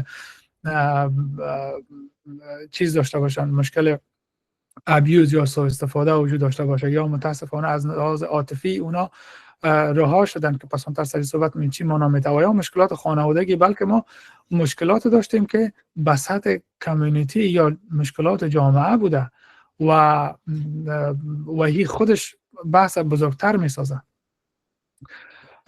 خود تعریف تجارب منفی دوران کودکی قرار گرفتن طولانی مدت طفل یا کودک در معرض رویدادهای بسیار سخت و دردناک بالقوه تروماتیک است که ممکن است تاثیرات فوری و طولانی مدت داشته باشد. بازم میگم که خود بحث این رویدادهای تروماتیک در افراد ظهورشان یا نحوه ظهورشان، چگونگیشان، شدتشان متفاوت است که ارتباط با امو توانایی مبارزه فرد داره که پسانتر سر صحبت میکنیم یا هم رزیلینت است. و این تجارب هستند که پیش از سن 18 سالگی فرد با او مواجه میشه و پیشتر هم گفتم که بدرفتاری در کودکی است، مثلا سوء استفاده قرار گرفتن و همچنان مشکل دیگه رسیدگی نکردن به نیازهای عاطفی و فیزیکی است. البته وقتی که این بحث صحبت میکنیم متاسفانه رسیدگی نکردن به نیازهای عاطفی یک بحث بسیار رایج است در افغانستان. که یک کودک نیاز به عاطفه داره، محبت داره و شفقت داره و با او رفتار با محبت نمیشه. این متاسفانه یک معقوله خیلی عام است، ولی تحقیقات جدید به خصوص روانشناس را که من ذکر کردم، گبرایل ماتی، او در تحقیقات خود نشان میده که حتی طفلایی که بسیار زیاد خرد هستند، در حالت شیرخوارگی هستند، اگر مادر با اونا رفتار نامناسب یا ای که از لحاظ رسیدگی نکردن به نیاز عاطفی از او قرار بگیره، او تاثیرات عمیق بالایش چی میکنه؟ ایجاد میکنه. و اگر ما جامعه خود ببینیم متوجه میشیم که صدها طفل هستند که اونا پدر و مادر به اونا محبت واقعی دادن نمیتونن از فاکتورهای مختلف. و همچنان وقتی که بحث دیگه بر علاوه از خود رسیدگی نکردن، تیف یا مجموعه از حالات روانی یا تروماتیک است که اینا سبب ایجاد اثرات عمیق و طولانی مدت در فرد ایجاد میشه. و متاسفانه این آثار روی روابط شخصی، اجتماعی، شغلی، زندگی مشترک و حتی نسل‌های قبلی داره. و خلاصه روی تاثیرات از این ما خلاصه صحبت میکنم.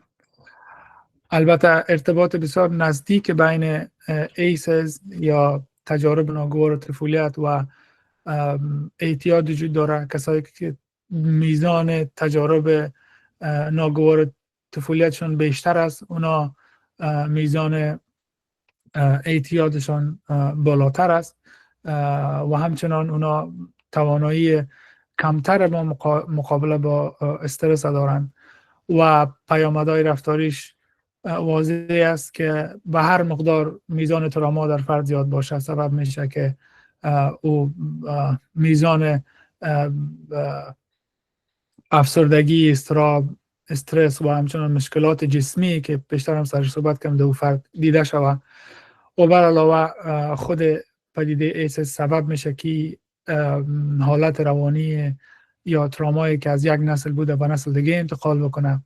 و از همه ای که مهمتری که خود تجارب ناگوار طفولیت سبب میشه که روی پروسه آموزش و پرورش چی کنه؟ تاثیر کنه. و ما میبینیم که اکثرا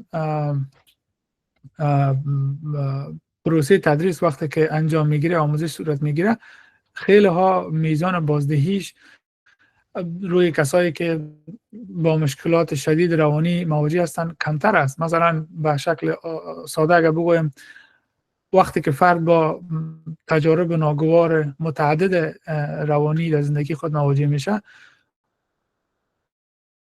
او به شکل واضح حضور کمتر در مکتب داره و یا حضور ذهنی کمتر داره و همچنین مشکلات رفتاری داره. مشکلات رفتاری به این معنی که تطابق نمیتونه و یا که منزوی است و همچنین این سبب میشه که یک افت تحصیلی داشته باشه و نتونه به درس و تعلیم با میزانی که ازش تقاضا میشه بازدهی داشته باشه. و از همه مهمتری که خود فرایند شناختی ذهنی یا پروسس شناختی یا معلوماتی یا گیرندگی معلومات در فرد مختل میشه. البته تحقیقات گسترده ایده وجود داره که روی مهاجرین که ای علائم در اونا دیده شده. و وقتی که سر از این 3 لایه صحبت کردیم، حالا صحبت ها رو میخوایم که یک ذره تخصصی تر داشته باشم و در سطح فردی صحبت کنیم که تمام از این فاکتورها به سطح فردی چطور بالای ما تاثیر میکنه و وقتی که ما این معلومات دریافت کردیم باید چی بکنیم. البته به خاطر جواب دادن از اینکه ما چی بکنیم باید سالها و باید نسل‌های متعدد در قسمت کمک به هم دیگر و به خود ما باید کار کنیم تا اینکه بتونیم به یک شکل تا حد این مشکلی که افغانستان مواجه است به او را چی کنیم ما جواب داده باشیم. و در حدی که باید چی بکنیم در ابتدا پیش از اینکه زیاد در سطح فردی صحبت کنم میخوایم که مهاجرت از نظر مفهومی یک ذره واضح بسازم. وقتی که ما مهاجر میگه، مهاجر یعنی فرد و هجرت به معنای یک فعل است و خود مهاجرت از اساس واژه از هجر داره که هجر مترادف به جدایی، دوری، فراق و مرافقت است و خود مهاجرت یک تجربه است که در او تجربه فرد به دلیل جدایی از محبوب، یعنی چیزی که دوست داره، میتونه یک چیز باشه یا چیزا باشه یا شخص باشه یا افراد باشه و یک نظریه باشه و به علت جدایی از او از چیز که برش ارزش معنوی یا عاطفی داره سبب شود که فرد چی شود؟ احساس اندوه و درد در او ایجاد شود. البته مهاجرت یک تجربه شخصی و معنوی است که در این تجربه هویت فرد مهاجر با چالش عمیق روبرو میشه و دچار چی میشه؟ تغییرات میشه. البته ایره ما خواستیم که با استفاده از امکاناتی که داشتم بسیار به شکل ساده و عامفهم دستاورد بعدی چی کنم بعدی بگویم که چطور مهاجرت یک تجربه شخصی و معنوی است و که هویت فرد چی میسازه دچار یک مشکل میسازه. پیش از یک سر از او صحبت کنیم باید بفهمیم که هویت چی هست. هویت هم میتونیم مجموعه از ویژگی ها، ارزش ها، تجربیات بگوییم که یک فرد را و یا گروهی را از گروه دیگر چی میکنه؟ متمایز میسازه و در بعضی حالات دو گروه را با هم دیگر مشابهت میده، همین هویت های گروهی. و یا به شکل ساده هویت امو تماما اندوخته هایی است که یک فرد ساخته. و هویت یک مفهوم است که شامل بعد شخصی میشه، بعد اجتماعی میشه، بعد فرهنگی میشه و بعد هویت ملی میشه. و در این بحث ما مشخصا سر هویت فردی صحبت میکنیم که این چطور تشکیل میشه و در پروسه مهاجرت چگونگی چی میشه؟ دچار اختلال میشه.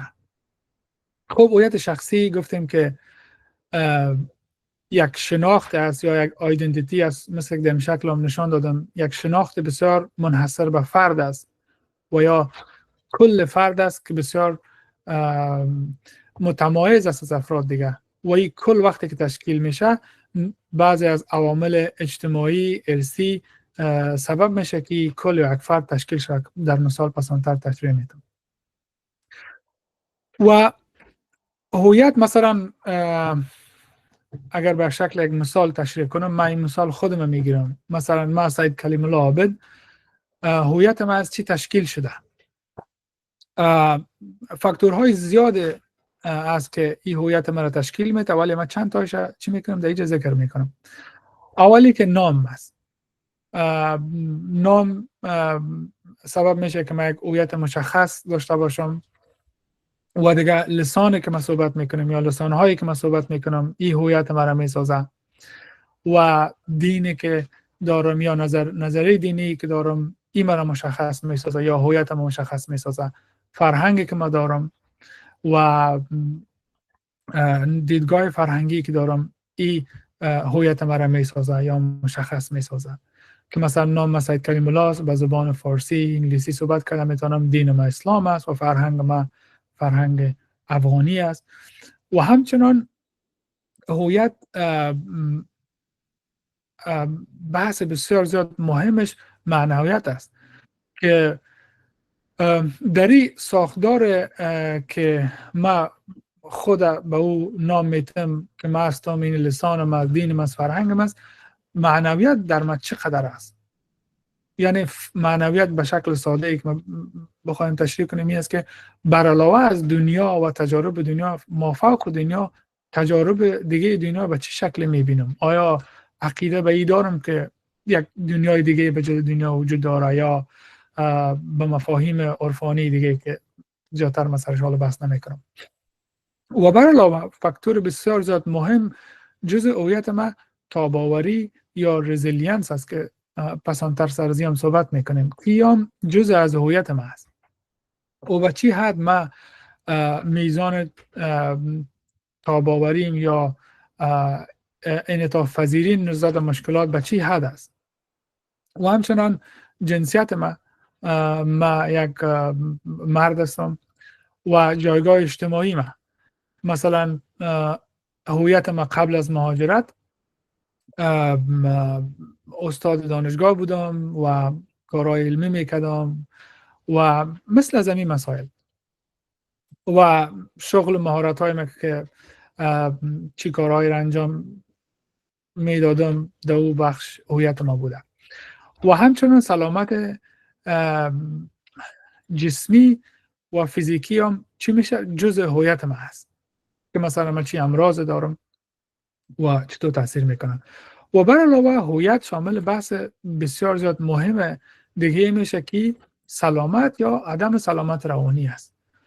هویت من نشان دهنده از این است که من از لحاظ روانی سالم هستم یا ناسالم هستم، که امی خود از این چیز شده است هویت من را ساخته.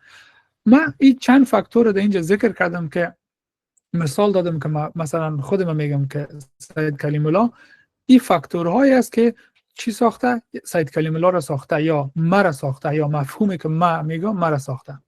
و این فاکتورها بعضشان ارثی هستند، مثلا ساختمان جسمی، رنگ مو، رنگ چشم، جلد، و بعضی کثیر از این فاکتورها از محیط گرفته میشه. مثلا نام محیطی است. لسانی که ما آموزش گرفتیم او لسان ما بوده که در افغانستان یاد گرفتیم. دین ما چون در افغانستان متولد شدیم اسلام بوده، فرهنگ افغانی بوده،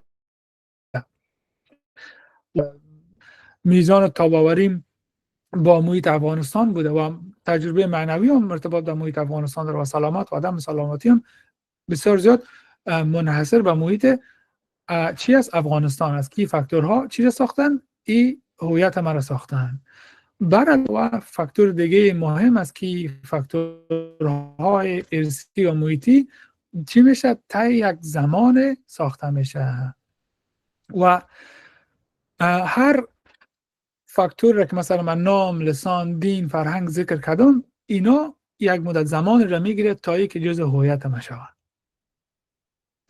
و همون ساختار کلی ما را چی کنه؟ تشکیل بده. وقتی که ما امی هویت که گفتیم از این فاکتورها تشکیل شده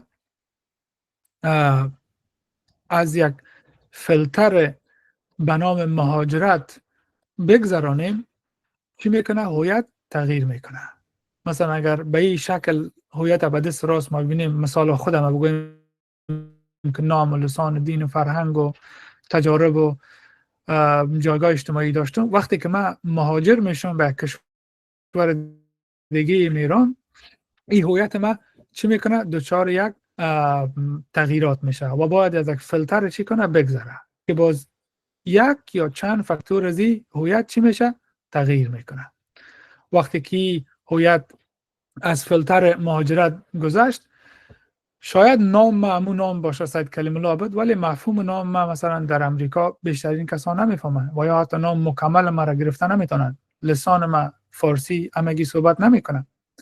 دین ما اینجا کشور است که دین یک مسئله آزاد است، فرهنگ بسیار متفاوت است و همچنان جایگاه اجتماعی که ما در افغانستان دارم اینجا ندارم. شغل، مهارت‌هایی که با افغانستان داشتم قابل استفاده بود، شاید اینجا قابل استفاده نباشه. و وقتی که هویت از فیلتر مهاجرت عبور میکنه یا به اصطلاح عام تیر میشه، بسیار یک چالش بزرگ در فرد چی میکنه؟ ایجاد میکنه و سبب میشه که امو هویت که کار میداد یا استفاده میشد معنادار بود در اجتماع جدید، هویت کاملا بی معنا باشه و یا معناش تغییر کنه. پس در این زمان چند فاکتور بسیار زیاد نقشش بارز میشه. سلامت و عدم سلامتی فرد نقشش بارز میشه، میزان تاباوری نقشش بارز میشه و معنویت. که هویت جدیدی که ایجاد میشه، این سه فاکتور بسیار نقش مهم دارن که پسانتر سر صحبت میگیم که اینا چطور نقش مهم دارن. اگر ما گفتیم این هویتی که پس از فیلتر مهاجرت به دست آمده دچار اختلال شده، چون اختلال سبب میشه که در این هویت چی به تغییرات بیاره و این حالت یک حالت بسیار زیاد بحران در فرد ایجاد میکنه. و اگر شما متاسفانه بازم مثال های خیلی زیاد داریم از مهاجرین افغانی که تجارب خود به شکل عمومی شریک میسازن از طریق رسانه‌های جمعی متوجه شوید، میبینید که تجارب بسیار زیاد متفاوت است. بعضی کساست که تمام ابعاد دیگر رو چی میکنه؟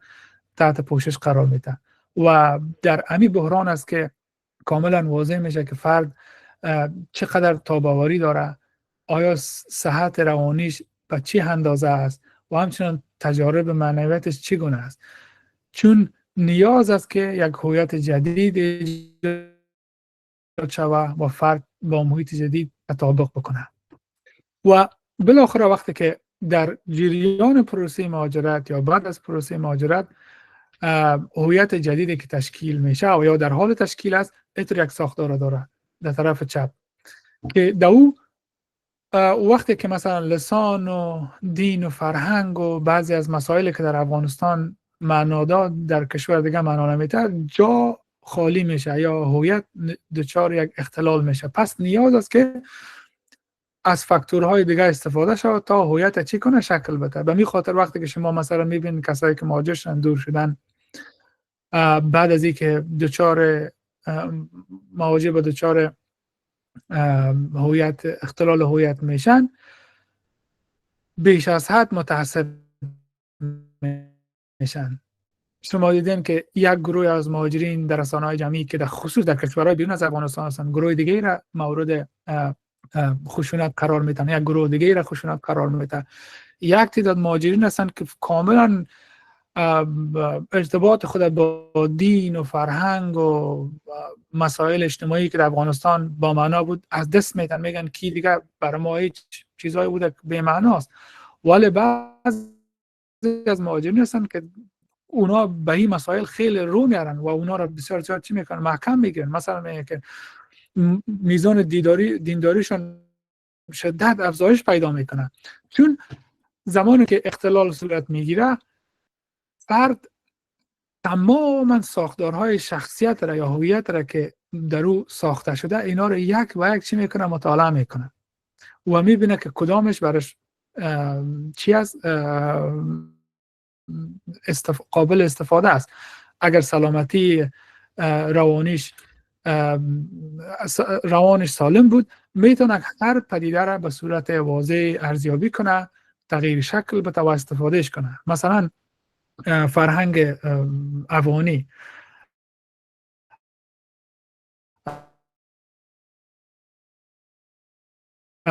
وقتی که یک فرد سلامت روانی داشته باشه، در هر دنیا باشه، قلباً ارزش قائل باشه، میتونه او را حفظ کنه اگر خواهش داشته باشه. ولی اگر نداشته باشه چی میکنه؟ او برش بی‌معناست و شما صدها مثالش هم میبینید که من نمیخوایم در اینجا ذکر بکنم. پس بحث جالبی است که بیشترین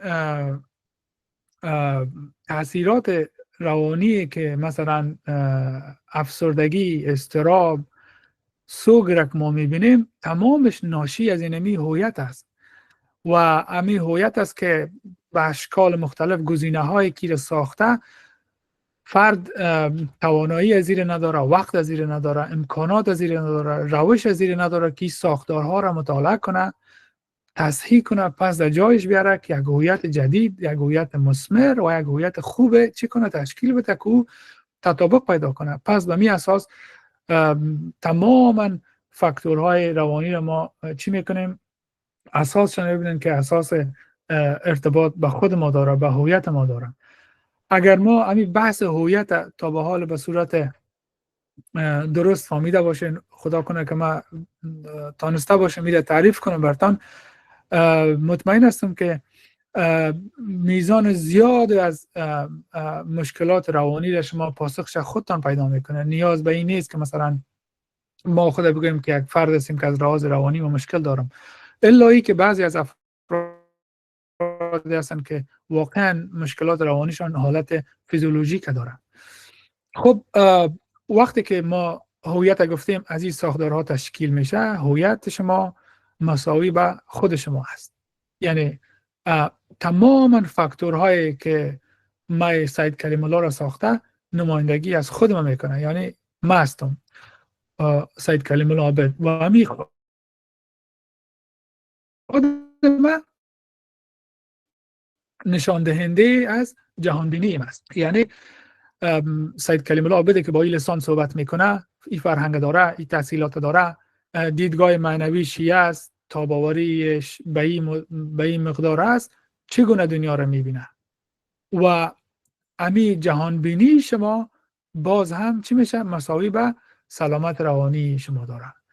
مثلا اگر بعد از مهاجرت ما تانستم با امی بحران مهاجرت به شکل مثمرش مقابله کنم، یک جهان بینی مثبت را پیدا کردم، خود به خود سبب میشه که من چی کنم؟ دنیا را به شکل مثبتش ببینم، مفیدش ببینم و خود به خود سبب به این میشه که من حالت روانی سالم داشته باشم.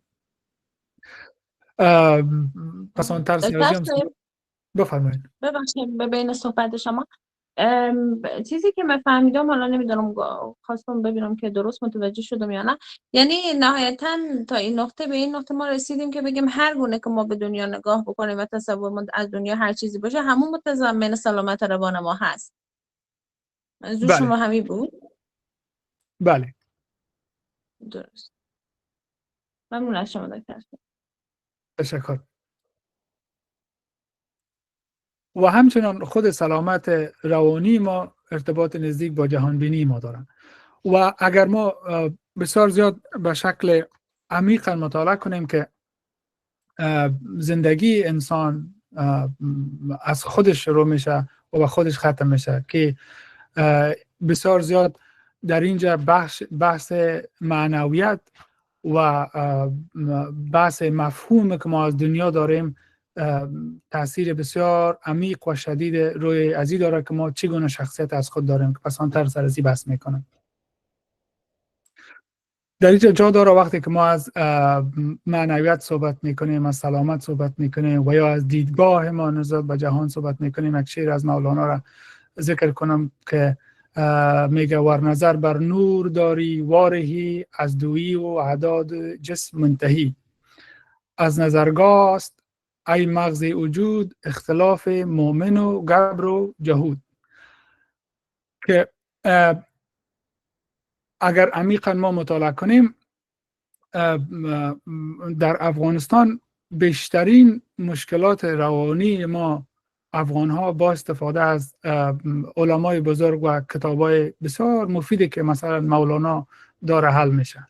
چون وقتی که ما شخصیت را که از خود ساختیم و حالات را که پیشتر سر کردیم، یک نظرگاه بر ما ایجاد میکنه و داشتن همین نظرگاه سبب میشه که ما دنیا رو چگونه ببینیم و این واضح میگه که انسان چگونه یک ذهنیت سبب میشه که فرد با افراد دیگه متفاوت تر بسازه.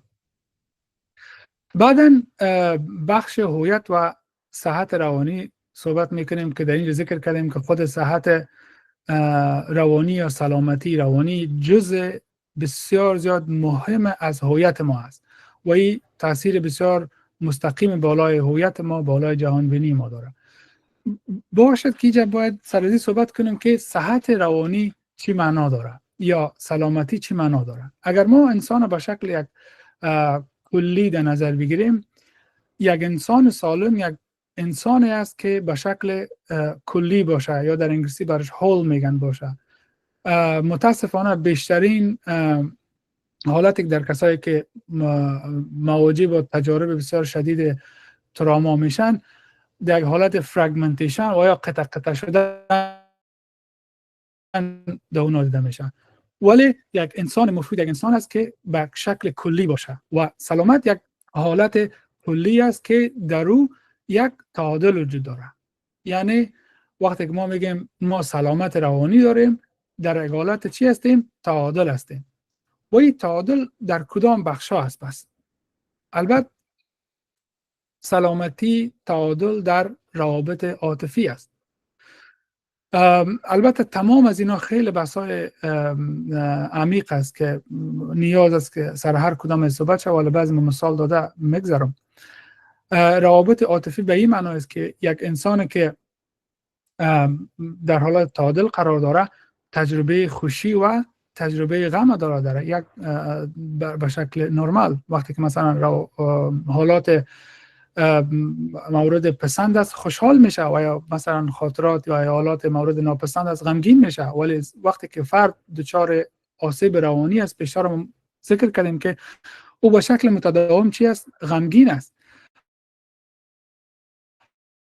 و همچنین ارتباطات اجتماعی در حالت تعادل وجود داره وقتی که در فرد سلامتی است. بر علاوه مسائل شناختی ذهنی یک حالت تعادل داره و خود سلامتی جسمی یک حالت تعادل داره و همچنان مسائل شغلی و تحصیلی یک تعادل داره و بر علاوه ازی خود بحث تجارب معنوی ما یک حالت تعادل داره.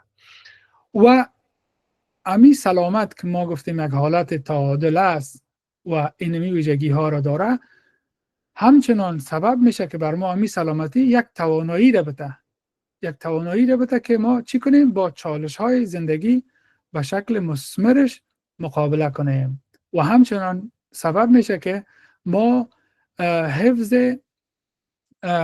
روابط سالم داشته باشیم با خود و دیگران و بر علاوه یک احساس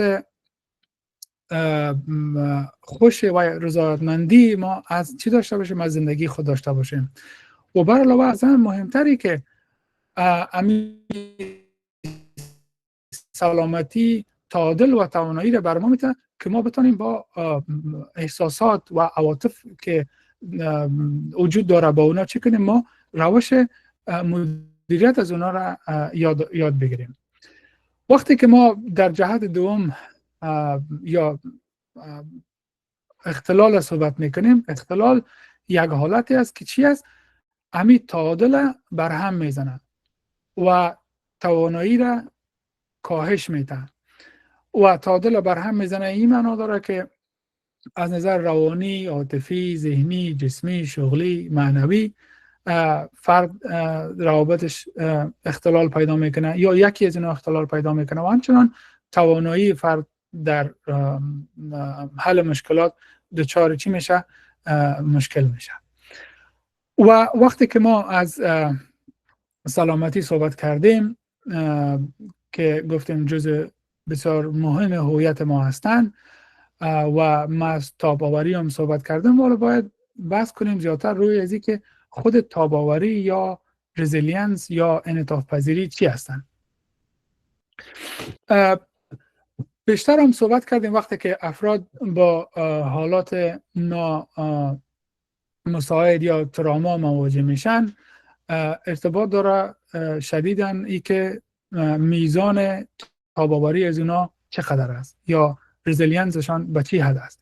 خود رزیلینس یا تاب‌آوری یا انعطاف پذیری فرد یک توانایی است که برای انطباق مثبت از او و بازسازی در مواجه شدن با سختی ها، تراما و فشارها و چالش های چی است؟ زندگی است. و این مفهوم شامل قوت احساسی، انعطاف پذیری و توانایی برخاستن از شرایط دشوار میشه. یعنی خود بحث تاب‌آوری یا انعطاف پذیری یا رزیلینت شامل قوت احساسی یا به نام کوپینگ سکیلز میگن یا مهارت هایی که سبب میشه که ما اگر با یک تراما، یک حالت شدید روانی مواجه شویم، کدام نوع مهارت ها را داشته باشیم که ما با اون حالت چی کنیم؟ مقابله بکنیم. بر علاوه زمانی که ما مقابله کردیم چطور چی کنیم؟ انعطاف پذیر باشیم یا بر علاوه گفته که دوباره برخاستن، یعنی باونس بک یا دوباره از اون حالتی که تجربه تراما بر فرد ایجاد میکنه دوباره به حالت مثمر یا مفید برگشتن است. خوب سوال مطرح میشه که آیا تاب‌آوری و یا رزیلینت یک ویژگی ذاتی است یا یک ویژگی محیطی است؟ البته رزیلینت یک ویژگی محیطی است که توانایی است که بر فرد ایجاد میشه به علت فاکتورهای زیل. اول به هر مقدار که روش های مقابله فردی یا کوپینگ اسکیل در ما بیشتر باشه، میزان انعطاف پذیری ما چی است؟ بیشتر است. و بر علاوه که به هر مقدار ما سیستم حمایتی ما وسیع‌تر باشه، قوی‌تر باشه، انعطاف پذیری ما بیشتر است. و بالاخره به هر اندازه که ما از تجارب گذشته خود یاد بگیریم، به همون اندازه انعطاف پذیری ما بیشتر است که هر سه از این ما جدا سرش بحث میکنم.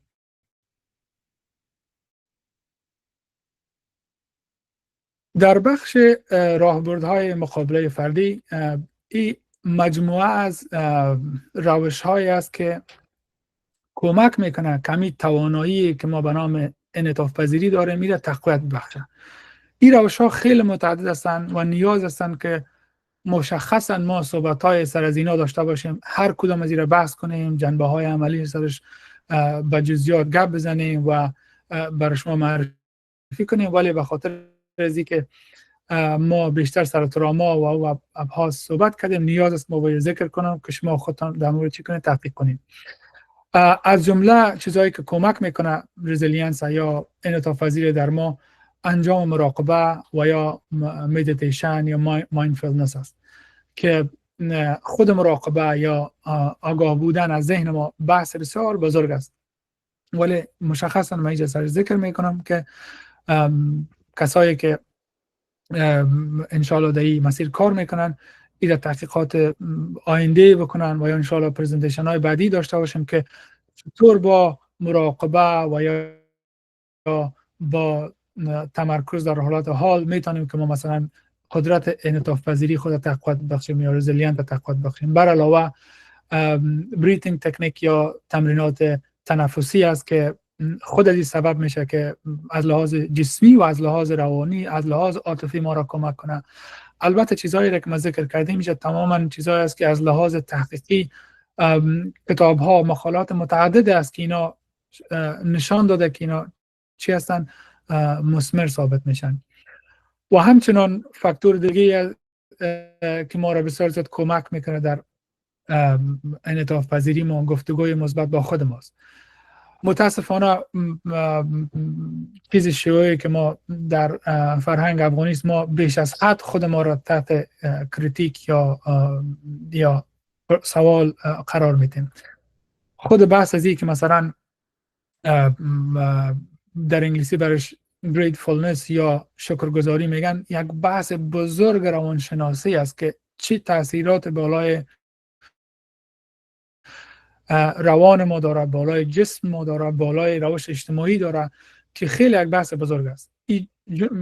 و خود از خودش من حیث یک وسیله کمکی است بر ما که از طریق کلمات مفید، مثلا امی که ما شما در این پرزنتیشن اشتراک میکنه، امی که وقت ما مصروف یک کار مثبت است، باید بگویم که والا بسیار کار خوب کردم روز که ما با این پرزنتیشن چی کردم، شامل اشتراک یاد گرفتم. و همچنان توانایی حل مسئله است که خود از این هم یک بحث بزرگ است که یک سکیلز یا یک مهارت است که ما چطور میتونیم که مشکل حل کنیم. البته این باید آموزش داده شود. و فعالیت های بدنی است، قدم زدن همچنان سبب از این میشه که انعطاف پذیری در فرد تقویت شود. و متاسفانه بخش هنر خود در افغانستان کاملا بحث بسیار چالش برانگیز است، ولی یکی از راه‌های تقویت انعطاف پذیری در فرد است. اگر هنر نیست، طریق‌های مختلف مثلا سرودن شعر و یا روش‌های دیگه سبب میشه که در فرد کمک کنه در انعطاف پذیریش. بخش دیگه که ما را کمک میکنه در انعطاف پذیری مدیریت زمان است. ضیاع نکردن وقت خودش یک فاکتور از این است که بر ما کمک میکنه که ما از لحاظ سلامتی چی کنیم، سالم باشیم و از فشار استرس و اضطراب ما کاهش پیدا کنه. و این یک لیست بود که من ذکر کردم. فاکتورهای دیگه هم موجود داره، ولی این فاکتورها است که بسیار زیاد نشان داده که تأثیر گذاریش بالای خود میزان رزیلینس خیلی ها بالا است. فاکتور دوم فراتر از فرد است. وقتی که ما کوشش کردیم که با امیر روشا مثلا گفتیم گفتگوی مثبت با خود، حل مسئله، قدم زدن، شعر سرودن و یا بعضی از راه‌های هنری یا خلاقی یا مدیریت زمان، چون انسان یک موجود اجتماعی است، پس فاکتورهای فراتر از او هم وجود داره. کو فاکتورها مربوط به سیستم‌های حمایتی میشه که در اینجا خانواده ها، دوستا، فامیل همچنان چی دارن؟ نقش اساسی را دارن که در قسمت انعطاف پذیری ما چی میکنن؟ کمک میکنن و حمایت خانوادگی به هر اندازه که ما از طریق خانواده های خود، از دوست های خود مورد حمایت عاطفی قرار بگیریم، حمایت مالی قرار بگیریم، حمایت فکری قرار بگیریم، به مو اندازه انعطاف پذیری ما، قدرت ما و توانایی ما با حل مشکلات چی است؟ بالاتر میره. و به هر اندازه شبکه دوستای ما بیشتر باشه، عمیق‌تر باشه، پرمفهوم‌تر باشه، مفیدتر باشه، به مو اندازه تاثیر داره بالای رزیلینس یا بالای انعطاف پذیری ما، بالای قدرت توانایی که ما به خاطر مشکلات چی کنیم؟ مبارزه کنیم. و با گروه هایی که ما به تماس هستیم، با مردم هایی که ما صحبت میکنیم مثل زنی است. و یک بحث دیگه که خیلی مهم است بخصوص به کسایی که حالت روانی یا سلامت روانی از اونا بسیار زیاد حالت وخیم داره، دسترسی به مشاور یا متخصص روانی خیلی ها مهم است. و بر علاوه دسترسی داشتن به اساتید، مربیان، کسایی که ما من حیث الگو اونا را میبینیم و اونا ما را حمایت میکنن، اساتید ما و یا بزرگای ما، این خودش سبب میشه که ما میزان عاطفی، میزان انعطاف پذیری ما قدرت پیدا کنه یا قوی شود. و همچنان ایجاد گروه های آنلاین، گروپ های واتساپ و بعض اشکال مختلفه که سبب میشه به فرد چی کنه؟ کمک میکنه. و فاکتور دیگه که بالاتر از سیستم حمایتی گروهی است، ای که وقتی که ما استفاده از روش‌های فردی کردیم، از طریق گروه ها همچنان مورد تشویق قرار گرفتیم، فاکتور بسیار مهمی است که تجارب زندگی ما داریم سبب رشد ما شوند. یعنی ما از گذشته خود چی کنیم؟ یاد بگیریم. و وقتی که میخوایم انعطاف پذیر باشیم، باید در متداوم در حال رشد باشیم، در حال یادگیری مهارت‌های جدید باشیم. و مهارت‌های جدید میتونه لسان باشه و یک فن باشه، هر چیز جدیدی باشه که بر ما چی میکنه؟ کمک میکنه در انعطاف پذیری ما. همچنان فعالیت‌های داوطلبانه، مثلا ما امروزی پرزنتیشن رو برای شما آماده کردم، تمام از اینا سبب تقویت خود انعطاف پذیری در وجود خود ما میشه که برای ما ایجاد هدفمندی میکنه. و همچنان با خود شماست. و این داوطلبی میتونه به شکل باشه ای که اگر یکی از دوستای شما، همسنفیای شما در یک حالت بسیار وخیم روانی وجود داره، نیاز داره که با شما صحبت کنه، 1 ساعت نیم ساعت با اونا صحبت میکنن، این خودش یک کمک روانی است به دوستان، به رفیقتان و خودشون سبب میشه که بر شما ایجاد هدفمندی کنه و احساس رضایتمندی بده. و همچنان گسترده کردن ساحه دید ما. وقتی که ما از هویت گپ میزنیم و از ساختار فردی گپ میزنیم، به هر اندازه که دیدگاه ما، جهان بینی ما گسترده تر باشه، به مو اندازه انعطاف پذیری ما چی است؟ بالاتر است. و همچنان میتونیم که از روش‌های مختلف، مثلا جرنالینگ یا نوشتن خاطرات زندگی ما یاد دارم که در نسل‌های قبلی ما همه کس یک چیزی به نام کتابچه خاطرات داشتن که متاسفانه در نسل‌های جدید دیده نمیشه. خودش یک وسیله عزیزی است که وقتی ما با یک حالت شدید روانی مواجه هستیم، کسی نیست که ما را کمک کنه و نیاز داریم که اونا را ما بحث شود. خود جرنالینگ یکی از فاکتورهای بسیار مهم است. ما میتونیم در روانشناسی گفته میشه به کسایی که مشکل دارن که خاطرات خود بنویسن و اونا را بیرون بکشن. و همچنان تعیین اهداف، شاید او آموزش یک مهارت بسیار ساده باشه، خود از این سبب میشه که ما چی کنیم؟ از حالت سکون و استادگی یا توقف رشد چی کنیم؟ برای ما پیش بریم.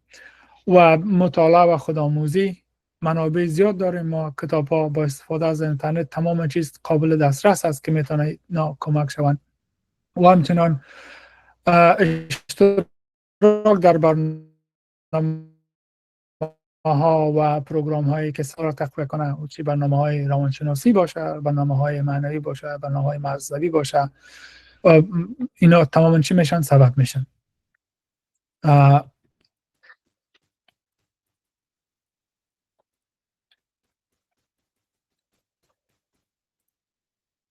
و آیستا آیستا میرسیم به اخیر برنامه و بخشی از توصیه ها و راهکارهایی که من شخصا خودم تجویز میکنم و قرار است خودم اونا رو بگویم، ولی پیش از اینکه من اونا رو بیان کنم باید این واقعیت شخصا بپذیرم که حالتی که به خصوص طبقه جوان، خانمایی که افغانهای ما، دخترای جوان افغانستان به او حالت دچار هستند و در موقع قرار گرفتن یک موقع واقعی است، یک حالت خیلی شدید است، یک حالت خیلی ها مشکل است و یک حالت است که محدودیت ایجاد میکنه.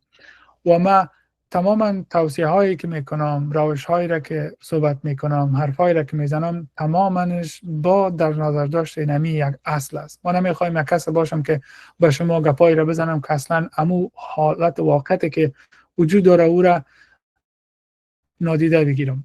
پس حالتی که در افغانستان و به وجود آمده به خصوص در تعلیم و تربیت خانما خود از یک محدودیت شدید یادگیری را ایجاد کرده و این محدودیت شدید یادگیری مستقیم ارتباط داره با رشد فردی و نشان دهنده یک احساس بی‌عدالتی در وجود طبقه جوان پر از پتانسیل، پر از انرژی است و همین احساس بر علاوه به شکل ضعف و به شکل انزوا دیده میشه که متاسفانه از پتانسیلی که نسل جوان داره به خاطر ساختار جامعه افغانی از او استفاده نمیشه. به خاطر از اینکه ما بتونیم با این مشکل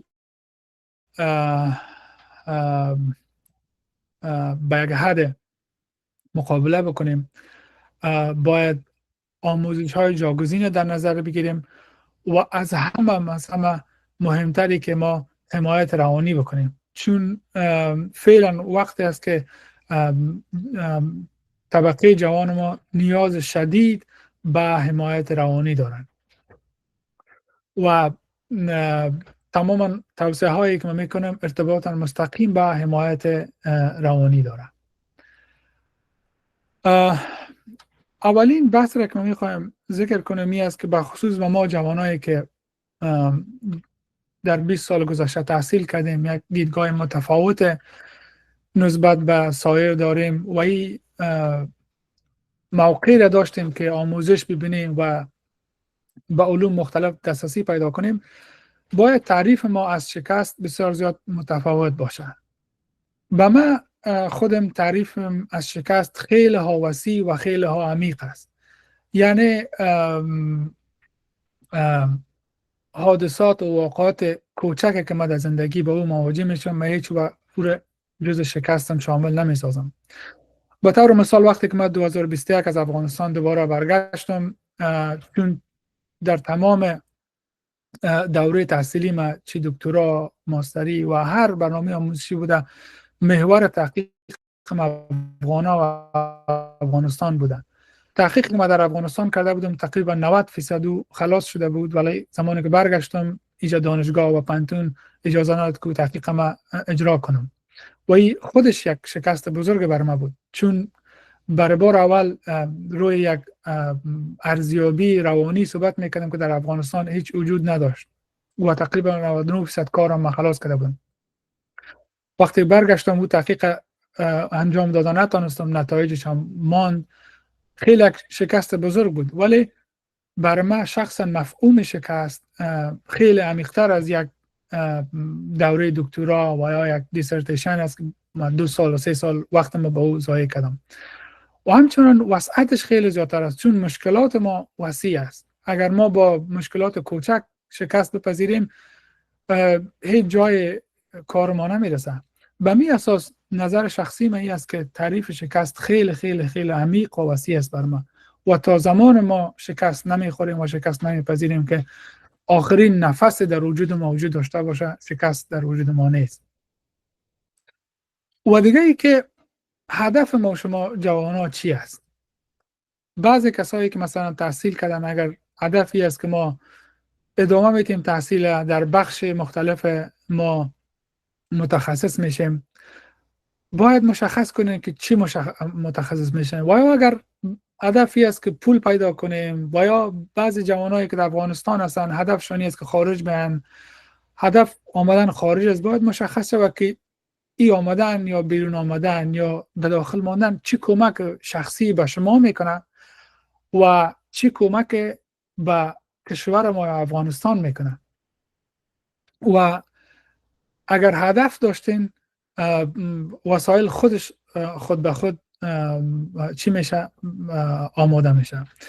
فاکتور سوم دیسیپلین است. متاسفانه چیزی که در افغانا بسیار زیاد دیده میشه که ما دیسیپلین بسیار زیاد جدی نگرفتیم.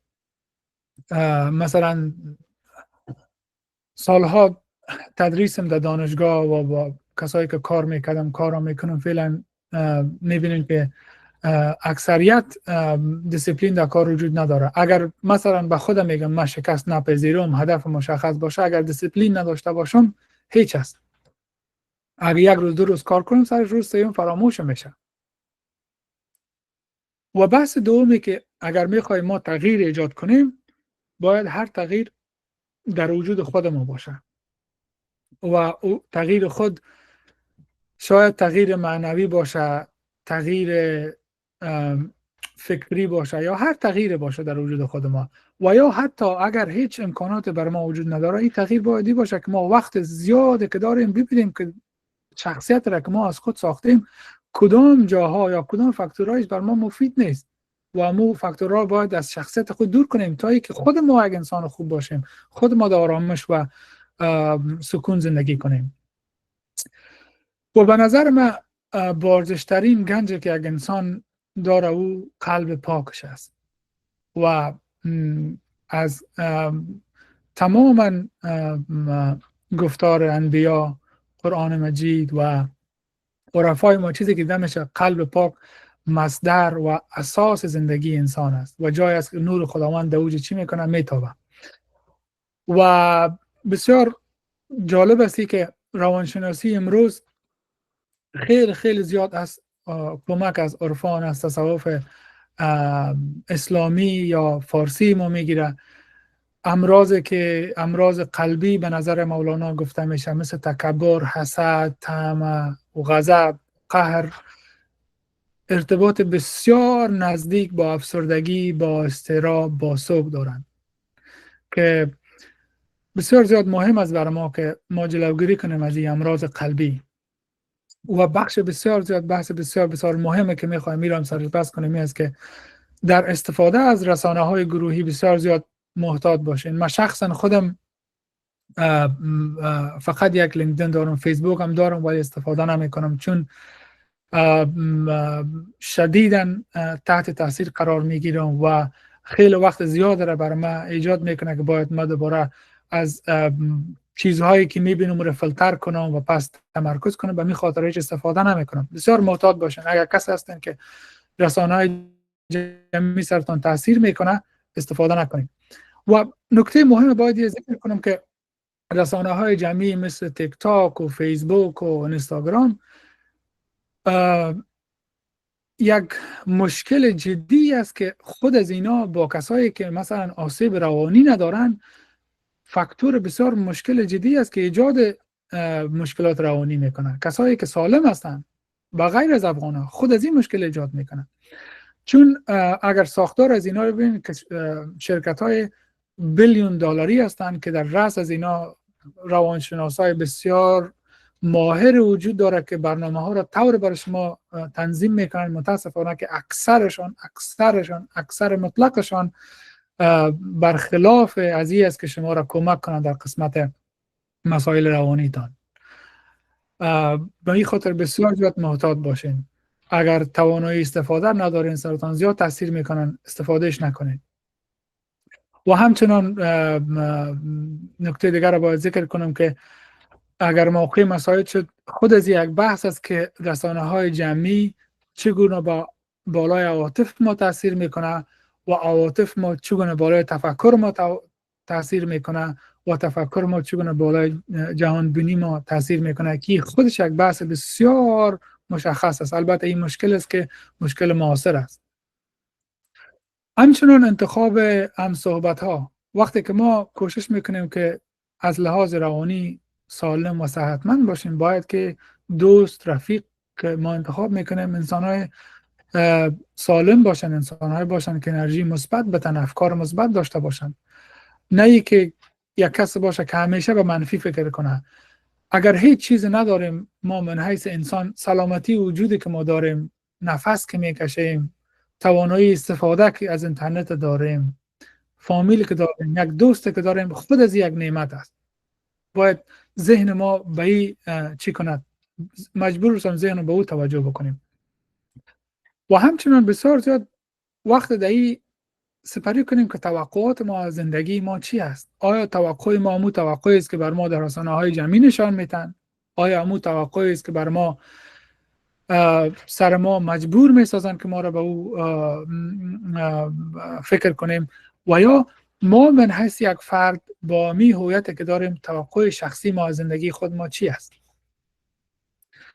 و بر علاوه از این صحبت ها همچنان فاکتورهای دیگه است که سرش صحبت میکنم.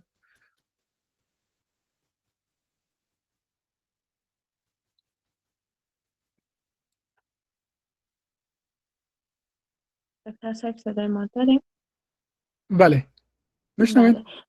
بله دارم صدا شما. دکتر صاحب چون یک مقدار طولانی تر شد، جنبندی رو انجام بدیم که سوالات محصلین هم بگیریم، چون فکر می‌کنم خیلی سوال دارم.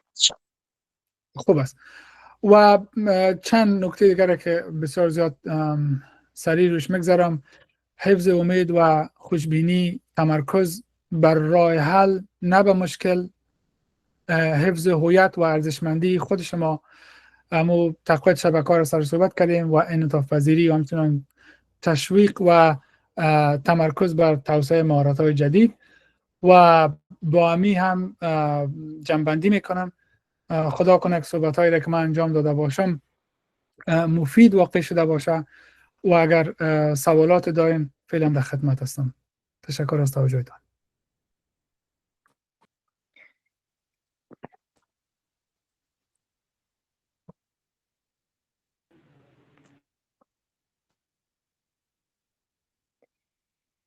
سحرگاهی ز بازیگاه طفلان، کودکم با چشم تر برگشت و با بغضی که بودش در گلو پرسید: بگو بابا، مهاجر چیست؟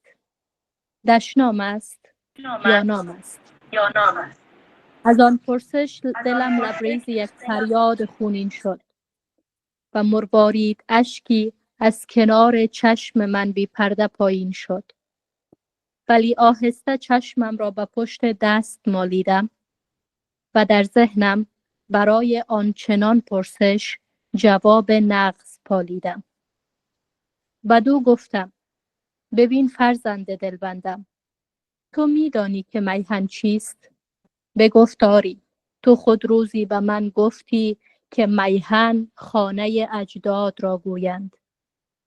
زدم بوسی بر رخسارش و غمگینانه افزودم: اگر در یک شب تاریک مشتی دزد و رهزن خانه بابات را سوزند و هر سو آتش افروزند و تو از وحشت دزدان برون آیی و شبها را بر روی سنگ فرش مردم دیگر بیاسایی.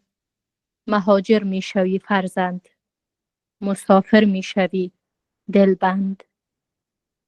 سرشک تازه‌ای چشمان فرزند مرا تر کرد و اندوهی روانش را مکدر کرد.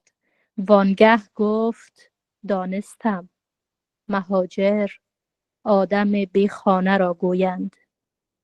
و من مصرای شعر ساده‌اش را ساختم تک بیت و در زیر لب افزودم: نکو گفتی عزیز من، مهاجر آدم بی خانه را گویند. مهاجر قمری بیلانه را گویند.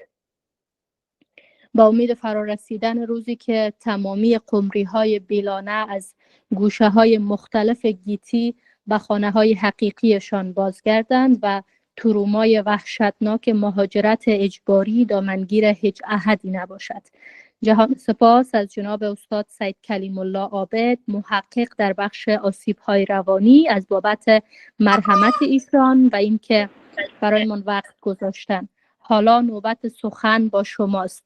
سوالی اگر هست بفرمایید. از خانم فهیمه ملک تقاضا میکنیم که لطف کنن از کدام دانشکده هستن همچنان سوالشان. گرداننده عزیز، اول قبل از محصلین عزیز سوال دکتر سیف فقیری‌ها رو بگیریم. ریاست محترم دانشکده فارمسی، خوش آمدید به حضور ما در جلسه. چشم، بسیار خوش آمدید جناب دکتر صاحب محترم. خب اگر اشتباه نکنم خانم نظیفه فقیریار هستند، درست است؟ بله بله. سلام خدمت همه بسیار شما. خوش آمدید، بفرمایید.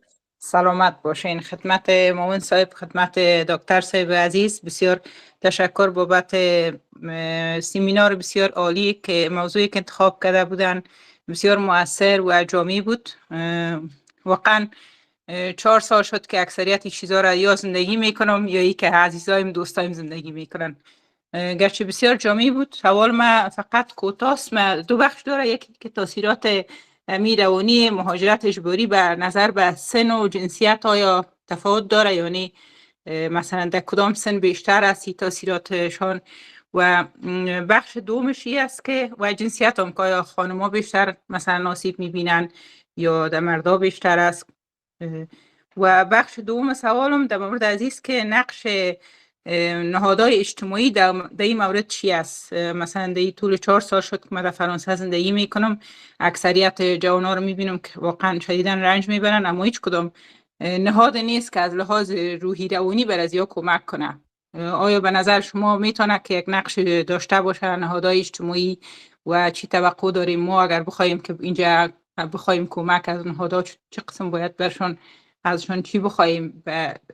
تشکر دکتر صاحب، سلامت باشین. تشکر بسیار زیاد از شما. خیلی سوالات بجا. اولی که سن و جنسیت تاثیر بسیار زیاد عمیق داره و همچنان در قسمت جنسیت بیشترین لیتریچر یا مقالات را که مطالعه میکنیم متاسفانه تاثیر مهاجرت ها برای نه تنها که مهاجرت اجباری و تمام تراما روی خانم ها بیشتر است نسبت به مردا، و همچنان طفولیت بسیار زیاد متاسفانه تجاربی که ما در طفولیت میبینیم این تجارب شدتشان و یا پایداریشان خیلی خیلی زیادتر از تجاربی است که ما در بزرگسالی میبینیم و شکل شخصیت ما را اونا تشکیل میدن. پس به می اساس خیلی خیلی زیاد مهم است که شرایط بسیار مثبت بر طفل ایجاد شود تا او که طفل تربیت سالم داشته باشه. هر دو فاکتور شما که ذکر کردین کاملا تاثیر داره و با خانم‌ها تاثیر زیادتر است و همچنان با اطفال خیلی تاثیرش عمیق است. و نهادهای اجتماعی البته نهادهای اجتماعی هم که کار میکنن در فرانسه، اگر شما به اونا مراجعه کنین، به کسایی که افغانا ما دچار از این اختلالات شدیم، اگر از اونا بگوین که بر ما با استفاده از CBT Cognitive Behavioral Therapy CBT و همچنان EMDR اگر کمک کنین مهاجرین که اونا مشکل روانی شدید دارن، چون مشکل جدی که مهاجرین مواجه هستن، مهاجرین افغان با این است که اگر پیش روانشناس میرن که من میگن ما از وطنم خارج شدیم بیرون آمدیم نسبت به جنگ، و روانشناس سر خودش شور میته چی احساس داری، بعضی مسائل مهاجر احساس نمیکنه، اما درد را که احساس کرده او حس شده از طرف روانشناس. وقتی که حس نشه دوباره بازگشت نمیکنه و مشکل عمده ای است که ما روانشناسای زیاد در این حوزه نداریم که کمک کنه به افغانای خود ما. این درد کسایی میفهمه که واقعا این درد تجربه کرده باشن و مشکل افغانستان ما خود سر 3 لایه بس کردم، اگر عمیق لایه های بیشتر داره. وقتی که ما از مهاجرت صحبت میکنیم، شبکه‌های اجتماعی، شبکه‌های فامیل، دوستایی که ما داشتیم، گیریم اگر افغانستان پس حالت عادی هم شود، مثلا من پس افغانستان برم، دوستایی که داشتم، فامیلی که داشتم، اونا در افغانستان دیگه وجود ندارن. خود از یک مشکل است. یعنی مشکل افغانستان مهاجرت خیلی مشکل عمیق است و EMDR را به خاطر گفتم که براشان بگوین که او کسی که مثلا افغانای ما میرن به خاطر گرفتن کمک، ضرور نیست گپ بزنن، یک شکل فیزیولوژیک داره، میتونن تحقیق کنین. او خودم اجرا کردیم، کمک زیاد میکنه. به نظر من اگر ما بتونیم افغانایی که در حوزه روانشناسی صحبت میکنیم، کل ما از طریق نمت و وبینارها با هم دیگر صحبت کنیم، با هم دیگر کمک کنیم، این بسیار مثمرتر از این است که مثلا ما بریم یک روانشناس امریکایی و کسی که اصلا از فرهنگ افغانی و از تجربه که از ما بوده اون آگاهی ندارن. من افغانای روانشناس هم میشناسم که اونا خودشون افغان هم هستن ولی در امریکا تولد شدن، تجربه کمتر دارن، تجربه ما رو درک کردن نمیتونن.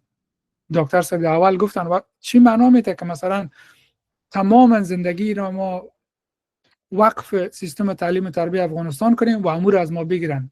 بسیار یک تجربه سخت است. دیگه این یک دو نظر داشتم، خدا کنه که مفید باشه.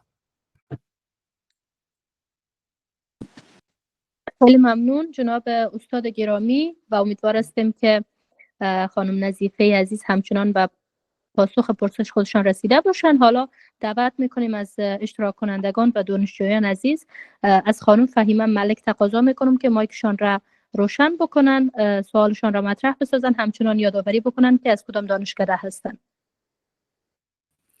بسم الله الرحمن الرحیم.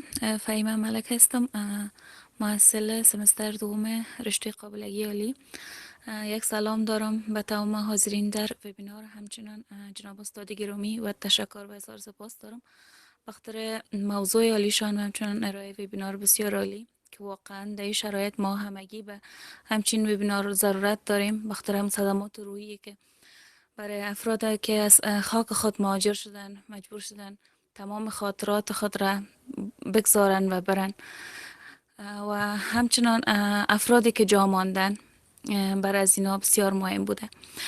سوال من این است که شما تمام مشکلات و راهکارهایی را گفتین که برای افرادی که یعنی مهاجرت کردن و رفتن، اما برای کسای یعنی یک راهکار با مشکلات روانی برای افرادی که از این مهاجرت ماندن را میخوایم از شما بپرسم، بخاطر که من خودم شخصا کسی بودم که بسیار وابسته به فامیل بودم و بسیار یعنی امرایشان خوب و عادت داشتم، قسم که تمام فامیل هستن اما ما بیشتر.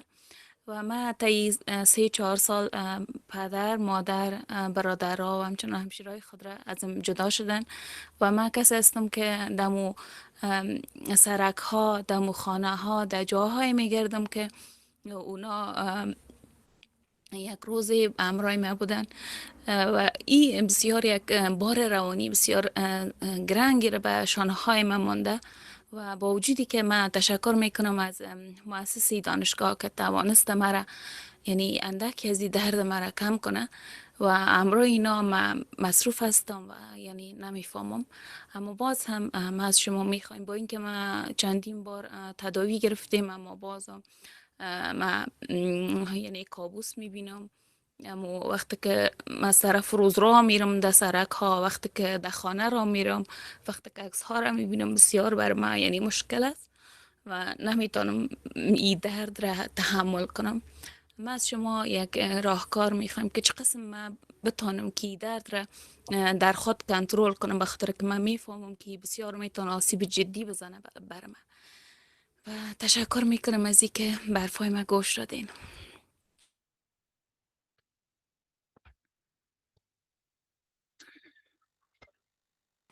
بسیار تشکر از شما خانم فهیمه ملک. ما امیدوار هستیم که خداوند همراه دل شما باشه و قدر زیاد ناراحتی را بر خودتان راه ندین. از جناب دکتر صاحب میشنویم اگر کدام راهکاری بر شما دارن. از جناب استاد گرامی اگر کدام راهکاری بخواین بر شما پیشنهاد بکنن، من مطمئن هستم که بر شما مؤثر واقع خواهد شد. تشکر. ببخشید یک ذره وقفه گرفتم چون تجربه که از شما است تجربه شخصی فردی تنها از شما نیست. تجربه است که من خودم شخصا این تجربه را داشتیم و سخت‌تر از خود تجربه را ما دارم و این معنا نمیده که مثلا بگویم که حالتی که خود داری حالت واقعی نیست. حالت بسیار واقعی است و من گفتم تجربه خود شخصی ما خودم است که از فامیل همه چیز دور هستم خودم و البته چیزی که زیاد کمک میکنه این است که ما خودم تا به میاله که کار میکنم تحقیق میکنم مطور روش تنهایی را نیافتیم که مثلا بگویم این روش مرا کمک میکنه که تمام چیزهایی که شده او را از خاطرم فراموش کنم. ولی دو فاکتور زیاد کمک میکنه. اولی که تمرکز روی معنویت، یعنی مفهوم تغییر در زندگی ما چی بوده. مثلا من مادرم از دست دادم وقتی که اینجا آمدم نتونستم ببینمش. اصلا این مفهوم تجربه بر من خودش چی بوده، زندگی من بعد از این کدام جهت را میگیره. این بر من بسیار زیاد کمک میکنه که بفهم. و بر علاوه همین نکته ای که ما و شما یک فرد نیستیم، یک تنها نیستیم که از این تجربه میریم، همه ما از این تجربه داریم و ما مطمئن هستیم که این تجربه درس‌های بسیار زیاد را بر ما یاد میده و ما زیاد کار کردیم، تحقیق کردیم که راه حل پیدا کنم. راه حل فوری متاسفانه وجود نداره و این نشان نمیده که ما بگوییم مشکل حل نمیشه، ولی راه حل امی است که بپذیریم یک حالت آمده که خلاف میل ماست، تاثیرات عمیق بالای ما مونده میمونه، ولی ما هم کسایی هستیم که میتونیم مقابله کنیم، میتونیم با این حالت چی کنیم؟ مبارزه کنیم. توجه زیاد سرازی بکنین که چه چیزهایی در زندگی شما باقی مانده. صحت شما از همه چیز که مهم است. تمام گپایی را که میزنم این تجربه شخصی خودم است. مثلا من مشکل صحی دارم و حالت صحی که من قبل در جزئیات نمیرم، ولی چیزهایی که شما در زندگی تا دارین سرازی توجه کنین. یک دوست نزدیک، رفیق، هر کسی که دارین با او احساس بدین. با پدر مادر چیزی که در زندگیتون دارین ارزش اونا رو بیشتر بدین، زنگ میزنین برشان. خاطراتی که سبب میشه در شما احساس غمگینی ایجاد کنه از اونا کوشش کنین دوری کنین. رسانه‌های جمعی، اشعار و حالتایی که به شما احساس ویکتیمایزیشن همید از اونا جلوگیری کنین. و یک حالتی است، یک تجربه است که بر شما یک چیز رو یاد میده. بر ما یاد داد و همیشه یاد میده و باید به این شکل با این ما شما مواجه شیم. اگر غمگین باشیم، گریه کنیم، واقعا چیز رو جور نمیشه از این و ناامیدی هیچ راه حل نیست، شکست راه حل نیست بر ما. پس باید ببینیم که چی قدم میتونیم و در این حال درد که شما حس میکنید درد واقعا واقعی است. هیچ کس نمیتونه بگه درد واقعی نیست. شبها، روزها و تمام چیزها دیگه. چند روشی که من ذکر کردم حالا بود و باید ذکر کنم وقتی که من این سمینار رو میتونم خودم از لحاظ روانی خیلی یک حالت متفاوت دارم که تجربه شخصیم است و اگر من پرزنتیشن دیگه داشته باشم شاید حالت روانی من گفتار متفاوت باشه، ولی با مشکل مواجه هستم مثلا بعضی گپا رو بیان کنم چون بسیار تجربه شخصی است. پس به این خاطر ما شما انشالله از این حالت بیرون میاییم و یکی یک پلتفرم وجود داره گپ بزنیم، خود از یک نعمت است دیگه. توجه باید به میکنیم، ما بیشتر توجه به چیزهای مثبت زندگی کنیم. استاد تشکر. گرانقدر تشکر از شما استاد. هر نقطه اگر در سوال احساس کردیم که خیلی وضعیت ممکن هست برای شما سخت بکنه، خب در روانشناسی هم ما میدونیم که بعضی موارد واقعا چون تجربه شخصی باشه میتونه به هم یک شخصه. اگر در جای احساس کردیم که واقعا سوال بیش از اندازه شما اذیت میکنه، حتما اطلاع بدیم که ما از سوال عبور بکنیم، چون موضوعی هست که در عمیق شخصی هست و تجربه خود شما هست و با وجود این مشکل شما حاضر شدیم یه ارائه بدیم. نه هیچ مشکل نداره و خوب است که هستیم با هم صحبت کنیم. خود همین بحث را که ما داریم این یک حالت هیلینگ داره. همین صحبت هایی را که ما میکنیم حالت معالجه را بر ما و شما داره، چون از این احساس ما را دور می‌سازه که والا من تنها در امریکا هستم، تجربه شخصی خود ما بوده و شما مثلا در ایران هستین، بعضی کسا در پاکستان هستن، بعضی کسا در افغانستان هستن. این یک تجربه شخصی نیست، تجربه جمعی ماست و ما سخت است ولی باید انجام بدیم. میرم شما راه دیگه وجود نداره. تشکر بازم از شما. بسیار تشکر میکنم. سلامت باشین دکتر صاحب گرامی و همچنین استاد عزیز. و بیشک که پایان شب سیاه سپید است. امیدوار هستیم که ما حداقل همو انرژی مثبت و مورال خود ما را از دست ندیم. به هر حال از خانم مروه میرزاد خواهش میکنم که مایکشان را روشن بکنن، سوال خودشان را مطرح بسازن، همچنان خاطر نشان بکنن که از کدام دانشکده هستن. سلام علیکم، وقت بخیر. به اجازه رئیس صاحب گرامی و خانم عادلی عزیز و اساتید گرامی و همچنان همه محصلین عزیز و بالخصوص به جناب استاد معزز که امشب مهمان برنامه من بودن.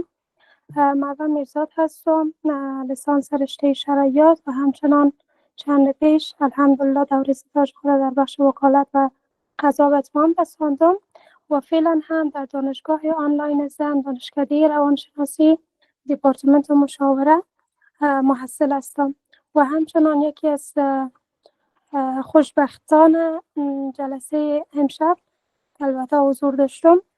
جناب استاد گرامی، سوال من بود که فعلا مهاجرت یک رسم شده در افغانستان و ای که بعضی ها از جبر میخواین مسافرت یا مهاجرت داشته باشن، بعضی ها از شوق. همین که یک گپ خیلی عام ما و شما داریم، ناکرده ها در ارمان و کرده ها پشیمان. همین به نظر شما همین کسایی که به خواست خودشان مهاجرت میکنن، اینا هم داخل مشکلات روانی میشن یا که نمیشن، یا که اینا فقط خوشگذرانی چند وقت را با خود می داشته باشن و بالاخره با ما حالاتی که پیش می آیا عادت می داشته باشن.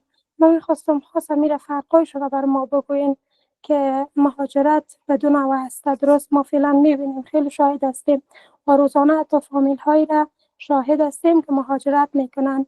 اینا افغانستان قدر فعلا شرایط نیست که انسان نفس کشیدن نتانه و بیرون رفتن نتانه. از درست است خیلی مشکلات هست، خیلی ناچاری های بالای همه مردم آمده، ولی که بعضی ها قسم نمایان میکنن که گویا افغانستان دیگه هیچ مکان زندگی نیست و مهاجرت را میخواین که به شوق است، فقط میخواین از افغانستان فرار بکنن یا پا به فرار بمانن.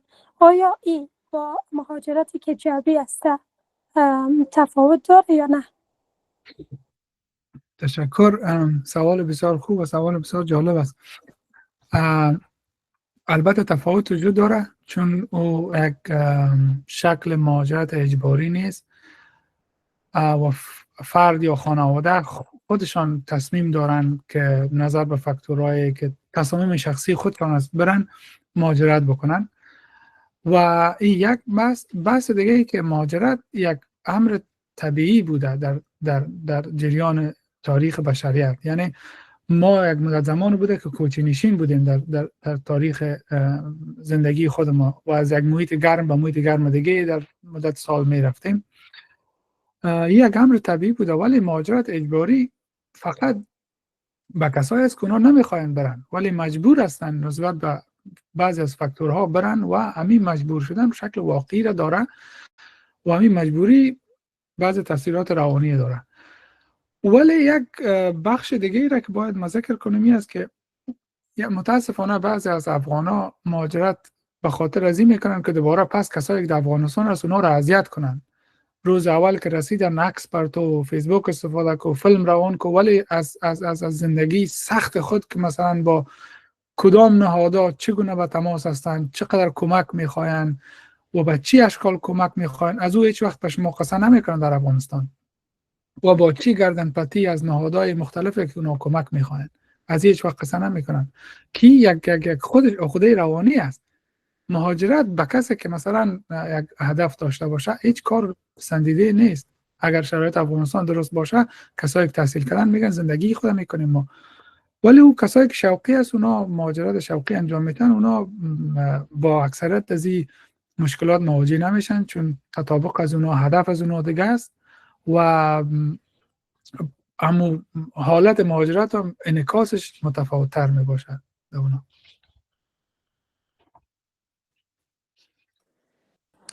تشکر میکنم جناب استاد گرامی. امیدوار هستم که دوست ما به پاسخ و پرسش خودشان رسیده باشند. از اشتراک کننده های عزیز ما تقاضامند هستم که در قسمت مدیریت زمان ما را یاری بکنن و خواهشاً پرسش های خودشان را خیلی مختصر و مفید بیان بکنن. همچنان دوستانی که پرسششان مطرح شده گزینه ریزد هند را حتما غیر فعال بسازن. از جناب آقای سعدالدین محمدی خواهش میکنم که مایکشان را روشن بکنن و پرسش خودشان را مطرح بکنن. تشکر بسیار زیاد. سلام خدمت رئیس صاحب محترم، مهمانان محترم، مهمان عزیز ما و همکاران عزیز، هم مسئولین عزیز. امیدوار هستم خوب و صحتمند و سر حال باشین. تشکر بسیار زیاد استاد محترم از موضوع بسیار جالبتان و موضوع بسیار آموزنده‌تان. من یک سوال داشتم استاد محترم، مشخصا روی سوال میرم چون وقت کم است. استاد محترم فکر نمی‌کنین که مشکلات روانی مهاجرت بیشترش یک تصور ذهنی است؟ اصلا همین خوش بودن و خفه بودن و جگرخون بودن انسان یک تصور ذهنی است. یعنی ذهن وادار می‌سازه انسان که خفه باشه، جگرخون باشه، و ذهن وادار می‌کنه که انسان خوش باشه. در خارج از کشور که با وجودی که مجبور شدن اجباری رفتن، ولی فعلا میگن خب من خوش هستم. چرا خوش هستی؟ خب ما هدف داشتیم، ما انگیزه داشتیم، ما رفتیم درس خواندیم، ادامه تحصیل کردم و بعد میگم بدر یک از شرکت‌ها کار میکنم، با بعضی از دوستای خارجی ما آشنا شدیم. برای من تجربه کاملا متفاوت بوده، برام تجربه خوب بوده. البته اونا مجبور شدن که برن. گفته پدرکلان میشه که میگن انسان در سر کوه باشه ولی خوشحال باشه. مهم خوشی انسان است. یعنی شما فکر نمیکنید مشکلات روانی که ایجاد میشه برای انسان ها که از خاطر مهاجرت است بیشتر یک ذهنیت منفی است؟ یعنی مشکل در مهاجرت ممکن نباشه، ممکن در ذهنیت انسانش باشه. انسان اگر ذهنیت خود تغییر بده، هدفمند شوه، انگیزه پیدا بکنم، ممکن کمی مشکل جگرخونی و اضطراب و تشویششون همشون برطرف شود. شما در این مورد چی نظر دارید استاد محترم؟ بخیر سلامت باشین. تشکر، زنده باشین. مهاجرت یا مشکل ذهنی است، ولی تو مشکل ذهنی نیست که خود به خود برخواسته باشه و از نسبت به ما عکس العمل نشان بدیم. گپایتان ما تایید میکنم. کسایی که من اونا شاید انعطاف پذیریشون متفاوت باشه، اهدافشون متفاوت باشه و اونا بتونن تطابق زودتر داشته باشن، چون هر انسان برخوردش با تجربه ها فرق میکنن، پس تجربهشون متفاوت تر است. یک فاکتور دومی که زندگی قبلی که عمو جوانایی که داشتن در افغانستان، فامیلی که داشتن، خانوادگی داشتن، تجربه شخصی که داشتن با تعداد کسای دیگه که مهاجرت کردن مشکل دارن یا فکر میکنن که برشان یک حالت است که انطباق پیدا کردن بتونه متفاوت است، امیام سبب میشن. و تمام گپای ما همی بود که ما درک کنیم که اساس دردها از کجاست، از کجا شکل میگیره، چطور شکل میگیره و چطور بتونیم خود هویت جدید ما با از مهاجرت میشه او را مثبت بسازیم. اگر یک کس هدفشی بوده که امریکا باید تحصیل کنه و با دوستای امریکایی آشنا شوه و پیش برای کارهای خود، هدفشان امو است و راحت است، با اونها واقعا مشکل وجود نداره. ولی بعضی کسایی که هدف زندگیشون متفاوت‌تر بوده، مثلا در افغانستان میخواستن کار کنن، تحقیق خود روی افغانستان داشته باشن، مثلا خود من میگم با اونا مشکل است که مثلا تطابق داشته باشن و اینطور یک حالت داره. بسیار تشکر میکنم جناب استاد گرامی و دوباره آقای محمدی دستشان بالا است. اگر شما صحبتی دارین میشه که بفرمایید. ببخشید بسیار کوتاه صحبت میکنم. دقیقاً من از دوستای ما بعض دوستا اول دارم که کسایی که سنشان بلند است، مثلا از 40 بلندتر است، اونا مشکلات زیادی داشتن و بیشترین مشکلشان همین عدم تطابق محیطی بوده. مثلا یک محیط آزاد با لباسای خیلی آزاد، این باعث شده که خودشان یا خانمایشان بیشتر تشویش به این پیدا کنن که خب فرزندمون چی میشه. ولی در جوان‌ها بیشتر تا ما متوجه شدیم، حتی اگر مهاجرت اجباری هم بوده، بسیاریا انگیزه مثبت داشته و بیشتر ذهنیت مثبت داشتن. ولی این مشکلاتی وجود داشته دقیقاً. ولی گاهی وقت انسان فکر میکنه که خب افغانستان در چی وضعیت است، بعض اونجا چی وضعیت است، باز فکر میکنه خب شاید اونجا مثبت‌تر باشه. به هر حال بخیر سلامت باشین استاد محترم. تشکر بسیار زیاد. خوب است. گفتون یک گپ دیگر هم باید آورد. هدف مهم است که مثلا کسایی که آمدن چی هدف داشتن و همون هدف نگرششان مشخص نیست. اگر هدفی بوده که مثلا بیایم امریکا از امکانات اقتصادی استفاده کنیم و موتر جدید بگیریم، خانه جدید بگیریم، خب بهتر است. ولی اگر بعضی هدفشان فرق میکنه، اونا متفاوت‌تر میبینن. دکتر صاحب عزیز، من هم یک نکته اضافه بکنم به صحبت‌های رئیس دانشگاه ادبیات ما. ببخشید ببین صحبت شما هم میان دکتر صاحب. ببینیم ما فقط جنبه‌های منفی مهاجرت نمیگیم تمرکز نداریم، جنبه‌های مثبت داره مهاجرت. هیچ وقت هم منکر این موضوع نمیشیم. ولی گپ در این است که مهاجرت این گونه نیست که شما در آن واحد پاسپورت خوب دست خوب بگیریم، خانه و ملک پدری، خاطرات، نوستالژی، هر آن چیزی که داریم بگذاریم به بیک خوب و بریم در میدان هوایی، بریم در یک کشور دیگری و همه چیز از صفر شروع کنیم. بله مهاجرت جنبه‌های مثبت داره. شما میریم درس میخونیم، تحصیل میکنیم، بلند منزل برای خود تهیه میکنیم، ماشین موتر خوب میخریم.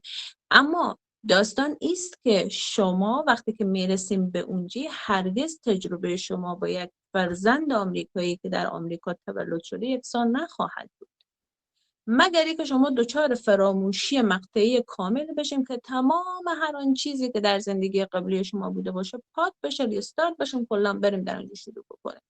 جنبه‌های مثبت مهاجرت هیچ وقت نمیشه منکر ازش شد. ولی گپ در است که من چطور میتونم به جنبه‌های مثبت برسم.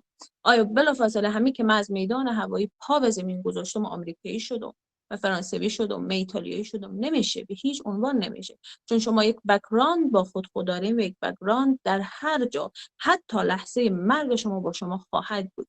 و اینکه چطور شما میتونیم انطباق بدیم، بس در این هست. یعنی استاد تمامی چند ساعتی که گپ زدم من رساندم به اینکه من چطوری بک‌گراند بر جای مانده گذاشته شده در کشور خود بیارم با این وضعیت جدید تطبیق بدم و وضعیت جدیدی بسازم که اینجا هم بتونم به زندگی ادامه بدم. نکته خواستم اضافه بکنم بین صحبت‌ها. و بعد ببخشید یک چیز دیگه هم بگم گرداننده عزیز، 3 سوال دیگه بگیریم یک جا که وقت استاد هم زیاد گرفته نشه و ما به جنبندی برسیم. و چشم، خیلی ممنون از شما. درست است همین رقم که شما اشاره کردین. ما 3 تا 4 سوال پای همه داشته باشیم و استاد عزیز باز بر ما پاسخ بدن. خانم سونیا رحمانی میشه که مایکتون را آن بکنین و بگوین که از کدام دانشکده هستین، همچنان سوالتون را مطرح بکنین. سلام خدمت دکتر صاحب، استاد عادل جان، استاد تمنا جان و بقیه دوستان گرامی. سونیا رحمانی، فارغ التحصیل علوم اجتماعیات. جناب دکتر صاحب با تشکر از تشریح جامعتان. سوال خاص ندارم، فقط خواهشمندم از فایل این سمینار رو که از طریق ایمیل برای ما شریک بسازید ممنون میشم. با تشکر از شما جناب دکتر صاحب. با تشکر از شما همچنان. خانم زینب حسینی بفرمایید شما سوالتان را مطرح بکنین، از دانشکده حقوق و علوم سیاسی هستین.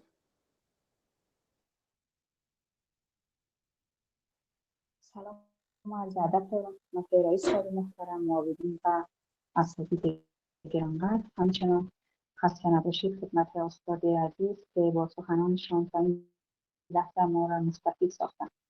سوال اول من این است که چرا عده قابل توجهی از مهاجرین ما بعد از گذشت سالها و بهبود زندگیشان همچنان اصرار بر ماندن در آن سوی مرزها را دارند و تا جایی که نسل و نسل خود را آن سو می‌کشند؟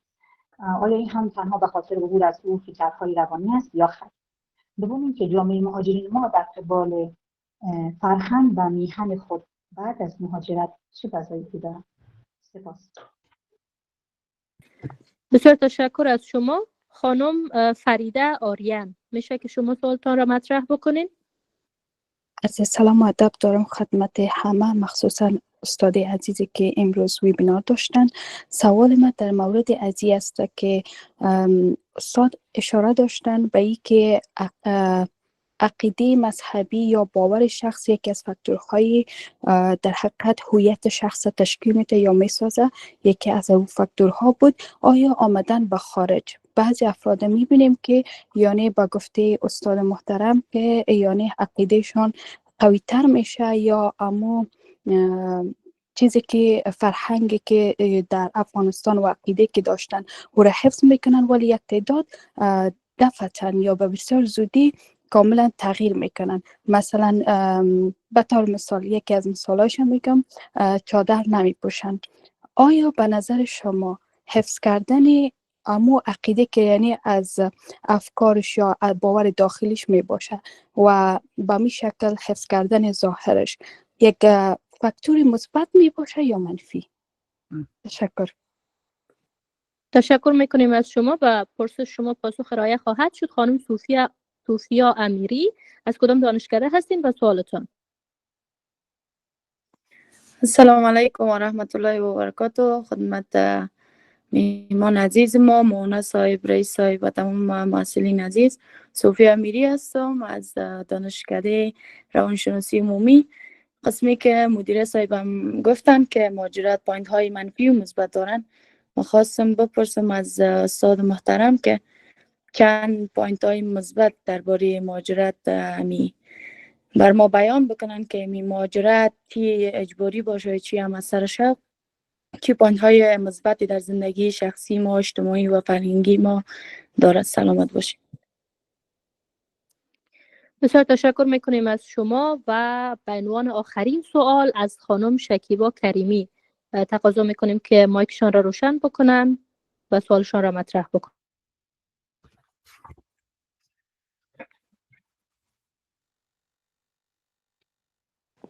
خانم شکیبا، شما صدای ما را دارید؟ صدا دارم، بله. بفرمایید. دارین صدا؟ معذرت میتونم میشه کمی که سوال زیر خودتان را مطرح بکنید؟ من کدام سوالی ندارم، فقط خواستم طبق راهکارهایی که استاد گرامی دادن من هم از تجربیات خود بکنم.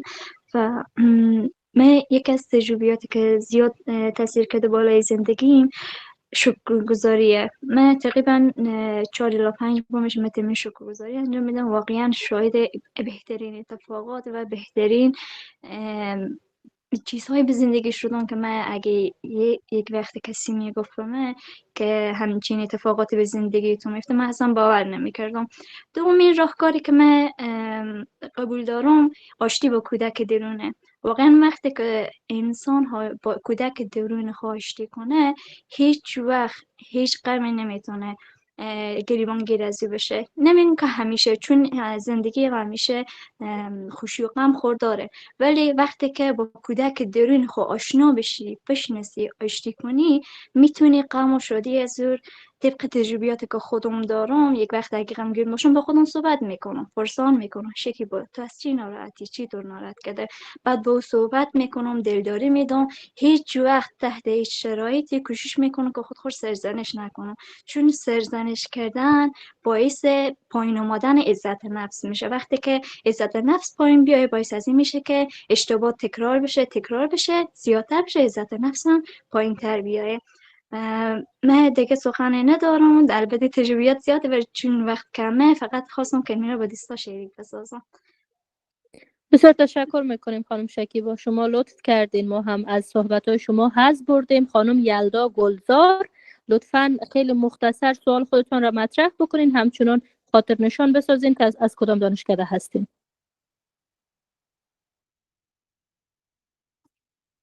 سلام دارم خدمت همه. امید که همگیتون خوب و صحتمند و سر حال باشین. یلدا گلزار هستم، محصل سمستر اول روانشناسی. البته سوال من اینجا بود که مثلا ما از تجربه خود براتون میتونم بگویم که قبلا ما در کابل زندگی میکردیم و بعد رفتیم کندوز. واقعا تاثیرات منفی بالای من گذاشته.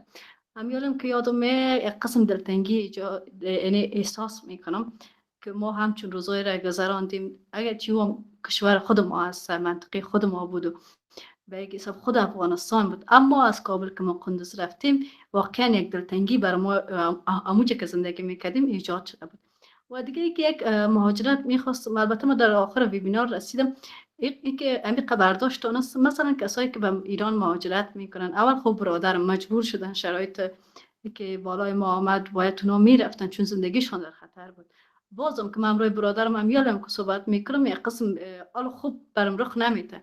اونا کوشش میکنن، میگن یک زمینه مساعد شه و ما دوباره به کشور برگردیم، در صورتی که مکانشان درست است، لباسشان، خوردنشان، پوشیدنشان، شرایط چی میگن امنیتیشان یعنی ثابت است برشان، اما اونا در اونجا اصلا آرام نیستن. میگه یک شرایطی شو، یک زمینه مساعد شو که می جان ما در خطر نباشه، ما دوباره به افغانستان بریم و حاضر هستیم در افغانستان گشنه بانیم اما در ایران زندگی نکنیم. گفتم با وجودی که در ایران واقعا آرام هستن. اما سوال ما از دکتر صاحبی است که برای کسایی که مهاجر دارن بعد دیگه کشورها، برای اونا چی گفتنی دارین و اونا باید چی بکنن؟ بسیار تشکر میکنیم از شما دوستان عزیز. در قسمت مدیریت زمان لطفاً ما را همراهی بکنین و سوالات خودتون را بسیار مختصر ارائه بکنین. حالا اگر جناب استاد گرامی حضور دارن و مایل هستن، ما چند تا از سوالایی که از دوستا گرفتیم را میخوایم که پاسخشان را از شما بشنویم. سوال اولی بود که چرا عده‌ای از مهاجرین وقتی بیرون از افغانستان یا بیرون از کشور خودشان میرن پس از گذشت یک مدت زمانی علاقمند و ماندن در همون کشور می داشته باشن، یعنی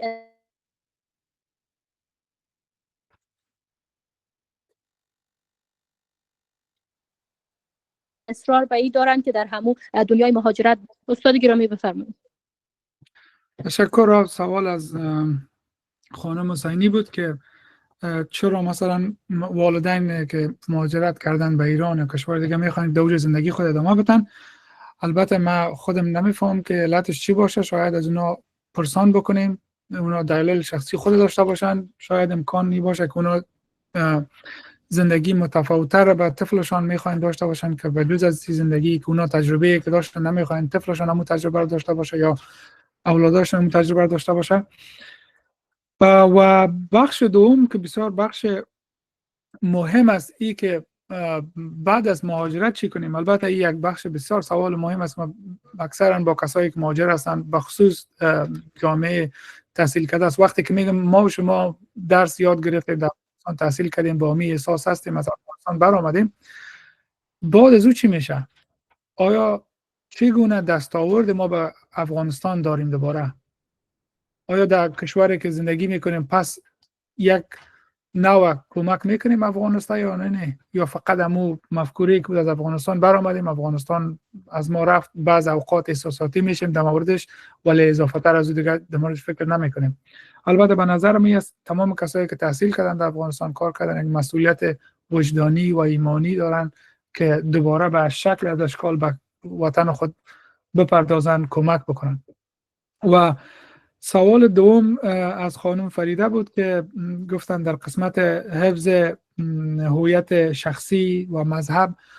البته اگر واضح گفته شوی که آزادی اینجا شکل ساختن هویت فرد برش آزاد میسازه و بعضی کسا هستن که عملا مطالعه میکنن که چادر پوشیدن چی معنا، اسلام واقعی چی است و خوشبختانه اونا درک میکنن اسلام و خوشبختانه که اکثرا افغانایی که اینجا هستن اما دخترای و خانمای پرعزت با عزت با شرف هستن که واقعا سبب افتخار همگی ما هستن، با مو فرهنگ واقعی را که درک کردن و مو ادامه دادن. البته ای که مثلا یک کس چادر بپوشه یا نپوشه یک انتخاب شخصیشان است. و در اینجا بخصوص در امریکا و کشورهای غربی صلاحیت دارن که این کارو بکنن. بعدا در رشته توافق خودشان، کشف خودشان و فامیل خودشان میتونن سر از او بحث کنن. ولی یک چیز میخوایم بگیم که تماما مسائل اسلامی که گفته شده اساس بسیار عمیق روانشناسی هم داره که سر از او باز یک روز دیگه میشه بحث کنیم. و سوال دیگه که در قسمت پوینت های مثبت مهاجرت بود از خانم امیری، پوینت های زیاد مثبت مهاجرت داره. اولی که مثلا دسترسی به امکانات تحصیلی بهتر، شغل بهتر، آموزش لسان های مختلف، همچنان سبب میشه که جهان بینی ما متفاوت شه، وسعت پیدا کنه و مهارت های جدید رو یاد بگیره، مثلا دریوری بکنن یا یک بعد مهارت های دیگه.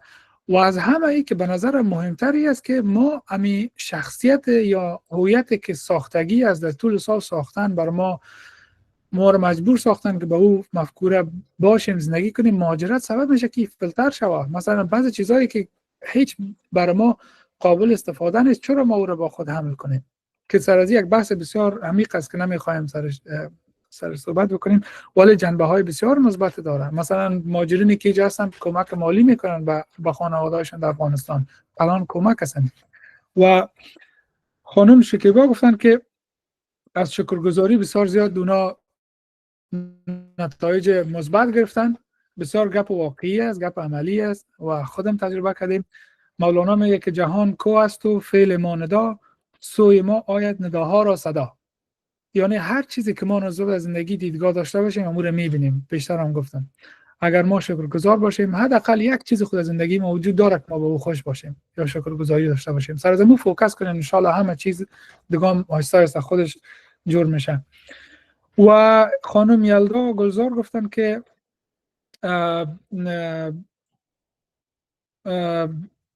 اونا در داخل افغانستان انتقال کردن در ولایت دیگه و برادرشون در ایران رفتن و هر وقتی که زمینه مسائل چه اونا میاین سوال کردن که کسانی که در افغانستان است توقعشون از مهاجرین چی باشه. البته خیلی سوال جالب و سوال خوب است. اولی که اگر مهاجرین در بیرون دارین، بخصوص در کشورهای غربی، امریکا، کانادا، مهاجرت بسیار متفاوت از مهاجرت با ایران و پاکستان و حتی دبی. چون امریکا، کانادا، کشورهای غربی کاملا محیط متفاوت است، فرهنگ متفاوت است، مردم متفاوت است و خیلی خیلی شکل مهاجرت تغییر میده.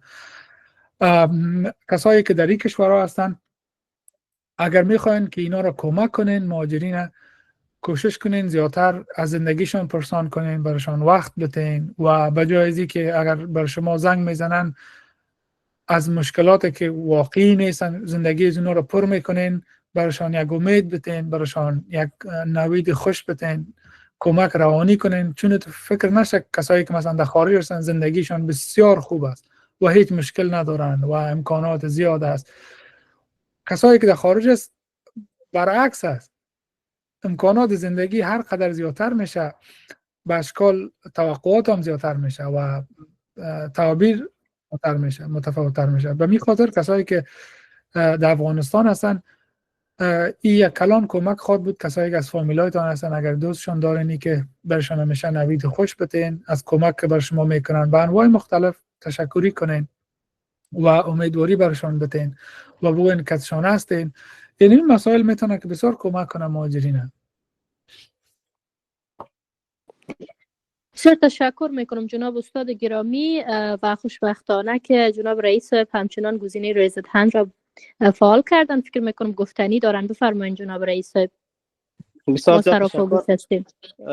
با آن که من فکر کنم که وقت هم به درازا کشانده شد، استاد تشکر. استاد بزرگوار خسته نباشید. ممنون، سپاسگزار ویبینار و ارائه خیلی خوبتان. تشکر از کسانی که میزبانی کردن. من فقط یک دو مورد میگم، البته به اساس تجربه هست که تجربه ثابت کرده و دانشجویان عزیزی را باید بفهمند. البته تجربه شخصی است. مهاجرت در کل شکستاندن غرور، پذیرفتن شکست، شکستاندن وقار، هر چی که شما پدیده که در ذهنتان بد می آید در حقیقت همون است. یا تجربه شخصی ما هستک. شمایی که دغدغه داشتین در زندگیتان، دغدغه دارین، آرزو دارین به زندگیتان، درس خواندین، تحصیل کردین و حداقل یک کارگر عادی هستین، یک آرزوی را در سر می پرواندین که در فرداهای افغانستان یا در فردای کشورتان با دوره تطبیق کنین، او رو دیگه با او دست پیدا نمیکنین. بنابراین یک تفکیک باید داشته باشین دانشجویان عزیز. ما در طول چندین سالهای متمادی که استاد بزرگوار در صحبتاش گفتن که مهاجرت یک پدیده نیست که در 10 سال و 15 سال در افغانستان اتفاق افتاده باشه. افغانستان در طول تاریخ مهاجر به دنیا داده. یا این مهاجرت از لحاظ فقر و تنگ دستی بوده که حداقلش 80% همین گونه بوده. 20% یا کمتر از او مشکلات باورها بوده، از مشکلات سیاسی بوده، از مشکلات دیگه که باشه. اما آنچه که متمایز می‌سازه دست کم در 3 سال اخیر است که نسلی که قبلا مهاجرت کرده بود از افغانستان به کشورهای همسایه و کشور اروپایی، یک نسل بودن که اینا از فقر پناه بردن، از یا دنبال اشتغال برآمدن. اما نسلی که در 3 سال از افغانستان بیرون شده است، اینا نسلی بودن که نسل باسوادی بودن که مجبوریت‌های دیگه یا اجبارهای دیگه بالایشان تحمیل شد که کشورشان را ترک کردن. شاید از دید یک کسی که استادم در صحبتاش انعکاس پیدا کرد، کسی که 4 سال قبل آمده مهاجر شده به اروپا و به آمریکا، خیلی یک زندگی ایدئال، یک زندگی که بسیار برش مرفه است، خیلی که همه چیز هستک، بر از او دیگه مهاجرت آسیب هم نمیرسانه، او برعکس دیگه هم میتونه از لحاظ مدیر خودش بسیار میتونه که او تحریک هم کنه.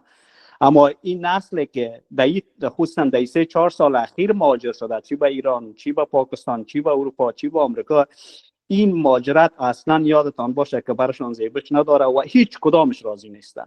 هر کسی که بر شما میگه که من راضی هستم بر نحو اشتباه میکنه و یا هم داره به گونه ظاهرا به گونه دیگه وانمود میسازه. هیچ کسی راضی نیست، چون این مهاجرت فقر نیست. اینجا که بیایی در اروپا هستی، در کجایی که هستی، تو دیگه به عنوان یک کودکی هستی که تازه از مادر تولد شدی، با فرهنگ باید عادت کنی، با زبان باید عادت کنی، زندگی را از صفر شروع کنی، از صفر.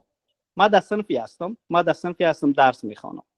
وقتی خودم معرفی میکنم که این قدر درس خوانده، تمامشان به طرف ما به گونی نگاه میکنن که این قدر کسی که درس خوانده باشه چطور مگر ممکن است کشورش ترک کنه، استاد دانشگاهش چطور مگر ممکن است کشورش ترک کنه. این واقعا برای خودم هم گاهی وقت من میشرمم که می گپم میزنم، چون ما کسایی باید باشیم که برای فردای افغانستان باید کار کنیم، زحمت بکشیم، اما بالاخره بپذیریم شکست پذیرفتیم، فرار کردیم از کشور ما، از مشکلات فرار کردیم. این باید همه ما باید بپذیریم. برای ما و برای نسل ما و برای کسی که بدیدم از با باورم است، ولو که 50 سال دیگه ما در اینجا بگذرانم، اصلا مهاجرت یک پدیده خوبی نیست، یک پدیده ننگین، یک پدیده که وقارت، عزت نفست، هر آن چی که برای ارزش از کلش میشکنه و شکسته است.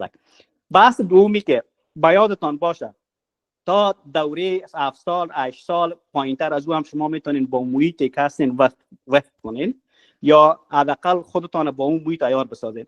بعد از اینی که خوب و بد شناخت دیگه، هر چی که کنی با اون محیط نمیتونید تعامل کنی، با اون محیط نمیتونید تعامل کنی. البته تعامل وقتی میگم تعامل یک از روی رضایت است، اما تعامل اجباری مجبور هستی و مجبور هستی کار کنی.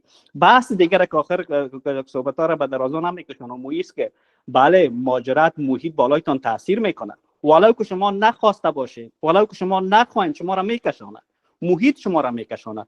کسی حاضر نمیشه بایتان تعامل کنه. درست است که در اروپا و در غرب بگونی است که ایجاب هر کس میتونه که یک چیز داشته باشه، یعنی ایجاب خودش داشته باشه، باوراش میتونه حفظ کنه. بگم این تمام گپ نیست. به خاطر چی که با آدم با ایجاب کسی امروز خانه نمیده. آدم با ایجاب وقتی که به دفتر که میره بر از او برخورد درست نمیشه. درست است که در ظاهر در جاده ها شما ببینین، با دیگرها ببینین کسی با او کار نداره، اما به گونه دیگه او احساس میکنه که ما مهاجر هستیم و این مهاجرت بالاش تاثیر میکنه، مجبور است دست بردار شود، یا چادر خود پس کنه یا از باورهای خودش تیر شود. به خاطر چه که یک مشکلات، یک معضله آمده است. بالاخره محیط شما را میکشانه. ولو که شما یک فامیلی هم باشین که نخواین تعامل کنین با این، یک زندگی اضطراری را انتخاب کنین در کشوری که هستین، اما اینمی محیط شما را میکشانه. فردا طفلتان به مکتب میره، او طفلی که به مکتب اونجا رفت با یک محیط، با یک دید دیگه چیز میشه، تربیت میشه. و شما با یک دید دیگه نه تا میتونه خشونت‌های خانوادگی را به بار بیاره. چون وقت طرز تفکر چیز کرد، فرق کرد، این طرز تفکر باعث از این میشه که اختلافات در خانه با وجود بیاد، مشکلات با وجود بیاد. ما شما دیدیم هر روز از طریق میدیا و رسانه میفهمیم چیز هست که میشنویم که فلان افغان دخترش کشت، فلان افغان خانمش کشت، فلان افغان این کارو کرد، این کار کرد. این به خاطر چیست؟ علوم آسیب‌های روانی است که فامیل متضرر شده است از او. مرد خانه یک گونه فکر میکنه، خانم خانه به گونه دیگه فکر میکنه، اون طفل خیلی اصلا در یک راه دیگه است. بنان در کل ماجرات یک پدیده ننگین، یک پدیده نفرت آور، یک پدیده شرم آور است که این بر ننگ بر دنیا است، ننگ بر انسان‌های قرن امروز است، کسایی که به نحو این ماجرات بالای دیگران تحمیل میکنند. و بحثی که آیا وقتی که ما بتونیم از اندوخته‌های کشورهای دیگر، از تجارب دیگه شما بتونیم استفاده کنیم، باور کنین که در این محیط آسیبزای مهاجرت نمیشه. او بحثی عزیز که شما بیاین به عنوان یک مسئله اسکالرشیپ بگیرید، در یک محیط برین که با شما برخورد به عنوان یک مهاجر نشه، به عنوان یک کسی که اسکالرشیپ گرفتین، از اندوخته‌ها و باورها و از استعداد خودتان آمدین گرفتین، از پولتان آمدین گرفتین، در اونجا تعامل هم با شما همگونه است. اگر در صنف شما برید که شما یک پسر مهاجر هستین و در اونجا شما رفتین از پول سوسیال، از مالیه دیگران درس میخوانین، اونجا بزرگ میشین، شما باور کنین که سر غرورتان تاثیر میکنه و این باعث از این میشه که عزت نفستان بشکنه. وقتی که انسان عزت نفس شکست، دیگه چیزی با ارزشتر از اون نداره، باز میتونه که به هر محیط انطباق کنه و هیچ چیز دیگه برش خوب و بد یا سفید دیگه معنی نداره. بسیار زیاد تشکر. البته یه از تجربه است که شاید هم هر انسان نظر به مود فکر و تفکر و جهان بینی خودش که هست، تجربهش متفاوت باشه. من قبل از این هم مهاجر بودم، 6 سال به روسیه و با مسکو تیر کردم، اما او دوره که مقایسه میکنم با 2 سالی که حال مهاجر شدیم یا 3 سال که حال مهاجر شدیم، فکر میکنم که 100 سال دیگه چیز است که ما از چیز است که از عمرم به گونه تیر شده که اصلا برام غیر قابل باور است. او 6 سال دوره بود که ما با اسکالرشیپ رفته بودم. من خود در محیط پیدا میکردم که اونجا کشورم با یک کشور قرارداد بسته بود، ما از بودجه مردم خود رفته بودم درس خوانده بودم، اما حالا پناه آوردیم حالا استاد دانشگاه باشم. این فکر نکنین که این کسایی که با یک مقام بودن و فلان بودن امروز اونجا زندگی خیلی بابرو با عزت دارن. به خدا از همه مهمتر که اونها با آسیب‌های روانی دچار شدین. استاد دانشگاهتان آسیب روانی دیده، کارگر عادیتان آسیب روانی ده، هر نحوی که بخواید سرشون تاثیر کرده. اگر گپ ما رو باور ندارید میتونید سوشال میدیا و رسانه ها رو ببینید، باز میفهمید چقدر این آسیبات تاثیر زا بوده. بسیار زیاد تشکر، ممنون شما.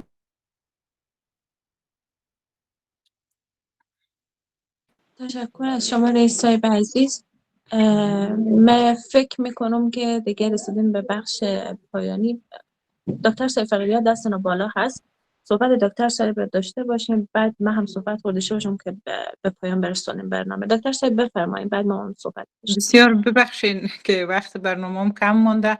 من میخواستم به تایید گپای رئیس صاحب بگویم که اصلا همین قشر تحصیل یافته زیادتر آسیب روحی دیدن، به خاطر از اینکه ما کل چیز خود از دست دادیم.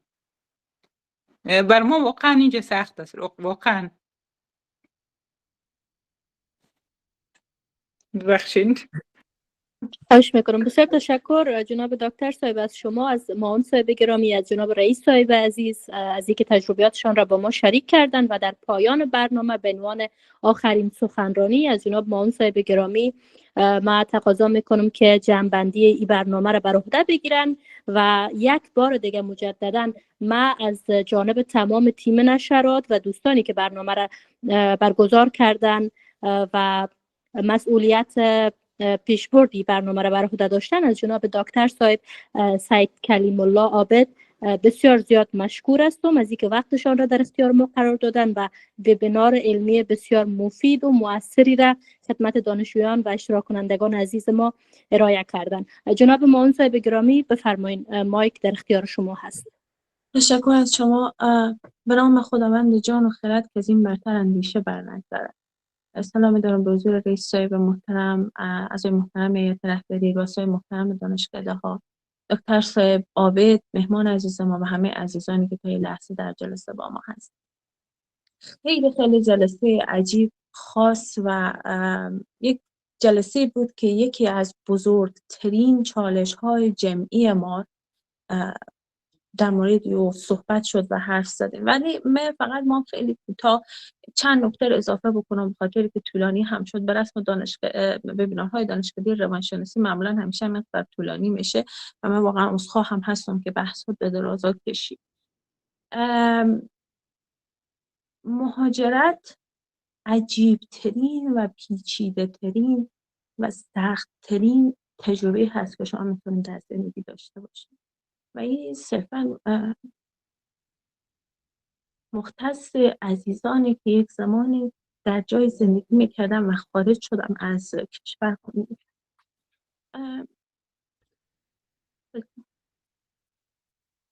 خیلی هم تلاش کردم که در این زمینه کنترل بکنم خودم، ولی خب اشکال نداره. من شخصا خودم نسل دوم مهاجرین هستم، یعنی کسی هستم که در یک کشور دیگری کلا به دنیا آمدم و هیچ وقت تجربه زندگی در افغانستان نداشتم، اما با تمام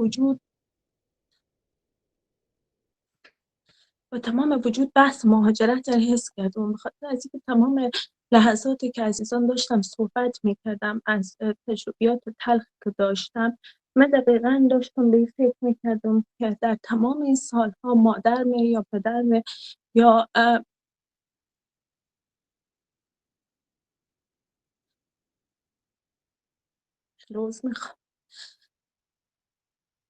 عزیزانی که من داشتم در زندگی چقدر تجربیات سخت تحمل کرد. من به یاد دارم وقتی سنم خیلی کم بود، زمانی که جنگ‌های داخلی در افغانستان بود و عملا قطع بود ارتباط افغانستان با تمام جهان، حداقل مثل امروز نبود که ما همیشه اطلاع داشته باشیم از افغانستان یا در ارتباط باشیم با افغانستان. یاد دارم که من فاصله سنیم با مادرم بسیار کم هست. با سن کم یاد من هست که مادر من همیشه در آشپزخانه خود در تنها نقطه‌ای که تبدیل شده بود به یک وطنی که از اون گرفته شده بود و به نحوی دزدیده شده بود از اون، همیشه موسیقی افغانی گوش میداد یا ترانه‌های افغانی گوش میداد یا نهایتاً 2 کاست در سال که از پدر و مادر یا به دست میرسید اونها گوش میداد و به این شکل زندگی خود سعی میکرد کنترل بکنه. ما مردمی هستیم در جهان که بیش از هر کسی دیگری نسبت به مهاجرت آسیب پذیر بودیم. بله، مهاجرت خیلی جنبه‌های مثبت داره، خیلی به شما کمک میکنه که به نقطه‌های خوب برسیم، رشد کنیم، بالا بریم، اما مهاجرت عمیقاً باعث میشه که شما تجربیات سخت و تلخ در زندگی داشته باشید. حالا که من فکر میکنم در تمام مدتی که عزیزان داشتم تجربیات رو میگفتم، خب من کسی بودم که تجربه مهاجرت رو حس نمیکردم، ولی در تمام زمانی که شما داشتیم اینها میگفتیم من عملا داشتم به پدر خوب، به مادر خوب، به مامایی که چند سال پیش رو از دست دادم و تمام عمر خود در مهاجرت گذراند و تمام اون چیزهایی که حق نابود و باید در وطن خود رو میداشتم اما نداشتم فکر میکردم. ما ممکن هست چیزهای زیادی در دنیا از دست داده باشیم ما افغان‌ها، اما مهمترین و اصلی‌ترین و عزیزترین چیزی که از دست داده متاسفانه وطن ما بود و تنها راهی که میتونیم دوباره برگردیم به اون حس و برگردیم به وطن ما این هست که همون حس میهم پرستی و همون حس علاقه به کشور در خود زندگی نگه داریم. شاید دانشجویان ما در دانشگاه آنلاین زن از خود سوال کنم که چرا استادان ما، مثلا یک استاد از آمریکا میاد 3 ساعت به من لکچر میده، چرا یک استاد از اون میاد میشینه به من درس میده؟ علت بزرگی رو که ما وقت خود میگذاریم و تلاش میکنیم با افغانستان در ارتباط باشیم همین هست که ما احساس میکنیم کسی وطن ما از ما بدزدیده و ما تلاش میکنیم که وطن خود با ارتباط با دختران و فرزندان و کسانی که در افغانستان هستن پس بگیریم و امیدوار هستم که یک روز واقعا به جای برسیم که نیاز نباشه به این شکل وطن خود پس بگیره. یک چیزی هم در ذهنم بود که بگم ولی خب انقدر جلسه دراماتیک شد متاسفانه. دو مسئله هست که افغان‌ها در او کاملا با هم توافق دارن، برعکس بقیه مسائلی که همیشه با هم درگیر هستیم سر او. دو مسئله هست که ما همیشه در او توافق داریم. یکی آهنگ‌های احمد ظاهر هست. همه ما آهنگ‌های احمد ظاهر رو دوست داریم و امکان نداره افغان باشه آهنگ‌های احمد ظاهر رو دوست نداشته باشه. و یکی دیگر مهاجرت هست که همه ما یا مهاجر هستیم یا کسی از ما مهاجرت کرده و یا به فکر مهاجرت هستیم. اما من از همه کسانی که در افغانستان زندگی میکنم و هنوز کارت به استخواننا نرسیده و هنوز امیدی دارم که زندگی بکنم خواهش میکنم که به راحتی به مهاجرت فکر نکنیم. مهاجرت چیزی هست که نه در شما بلکه نسل‌های بعد شما حتی تحت تاثیر قرار میده و به یاد هم داشته باشیم که وطن شما در دی ان ای شما هست. هر جا که باشین، هر جا که بریم وطن شما رها نخواهد کرد. اگر شما وطن خود رها بکنه وطن شما رها نخواهد کرد و همیشه در هر حال با شما خواهد. باز هم ممنون از شما، ببخشیم اگر خیلی جلسه دراماتیکی شد و خیلی باعث ناراحتی همه شدیم، ولی خیلی خوب بود. به قول استاد تراپی گروهی بود که همه تونستیم در مورد حرف‌های مختلفی که در دل ما بود صحبت بکنیم. دست شما بالا هست، موضوع ما این برای اشاره بکنیم در پایان. امی دردم با اول استفاده از گپ ریاست و گپ استادی گذشته، ما هم میخوایم به عنوان یکی از مراجعین و مریضا کمی با درد ما تسکین شود و حرف آمده است، میگه حرف که آمد با طرف ده بزنی. ما صحبت های آخر خودم میکنم و از تجاربم از باز هم ما 3 تا تجربه را در طول 2 سالی که آمدم در اینجا با خود دارم. با یاد دارم که مرا به یک صنفی بردن، البته که این صحبت میکنم شاید کسایی که در اینجا باشن به این سرنوشت ما اونا هم چی شده باشن حتما درک میکنن. به یک صنفی برای ما بردن به نام صنف قانون و یا هم صنف انتگریشن میگن، صنفی که شما باید چگونه سرکیر شدن باید برای شما آموزش بدن، این کثافات در کنان خریطه ها باید بندازین برای شما آموزش بدن، چگونه معاشرت با همسایتان داشته باشین، چه وقت خواب شوین، چه وقت از خواب بخیزین. مرا بردن به این صنف بردن. در این صنف تعدادی از افغان ها بود و تعداد هم از ایرانی ها بود. اتفاقا استادی که این درس تدریس میکرد یک استاد ایرانی بود که سالهای قبل به این کشور آمده بود.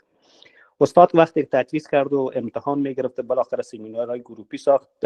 قبل از جریان از تدریس ما دیدم که 2 طبقه از افغانای خود ما را پیدا کرده. یک طبقه فامیلایی که تازه مهاجرت کرده بودن آمده بودن با فامیلش، یک کسی با خانمش بود، با دختر جوانش بود، با سنویش بود و در این زمان 2-3 تا پسری بود که 7-8 سال به گفته خودش علمی مرزا را زده خودش رسانده بود.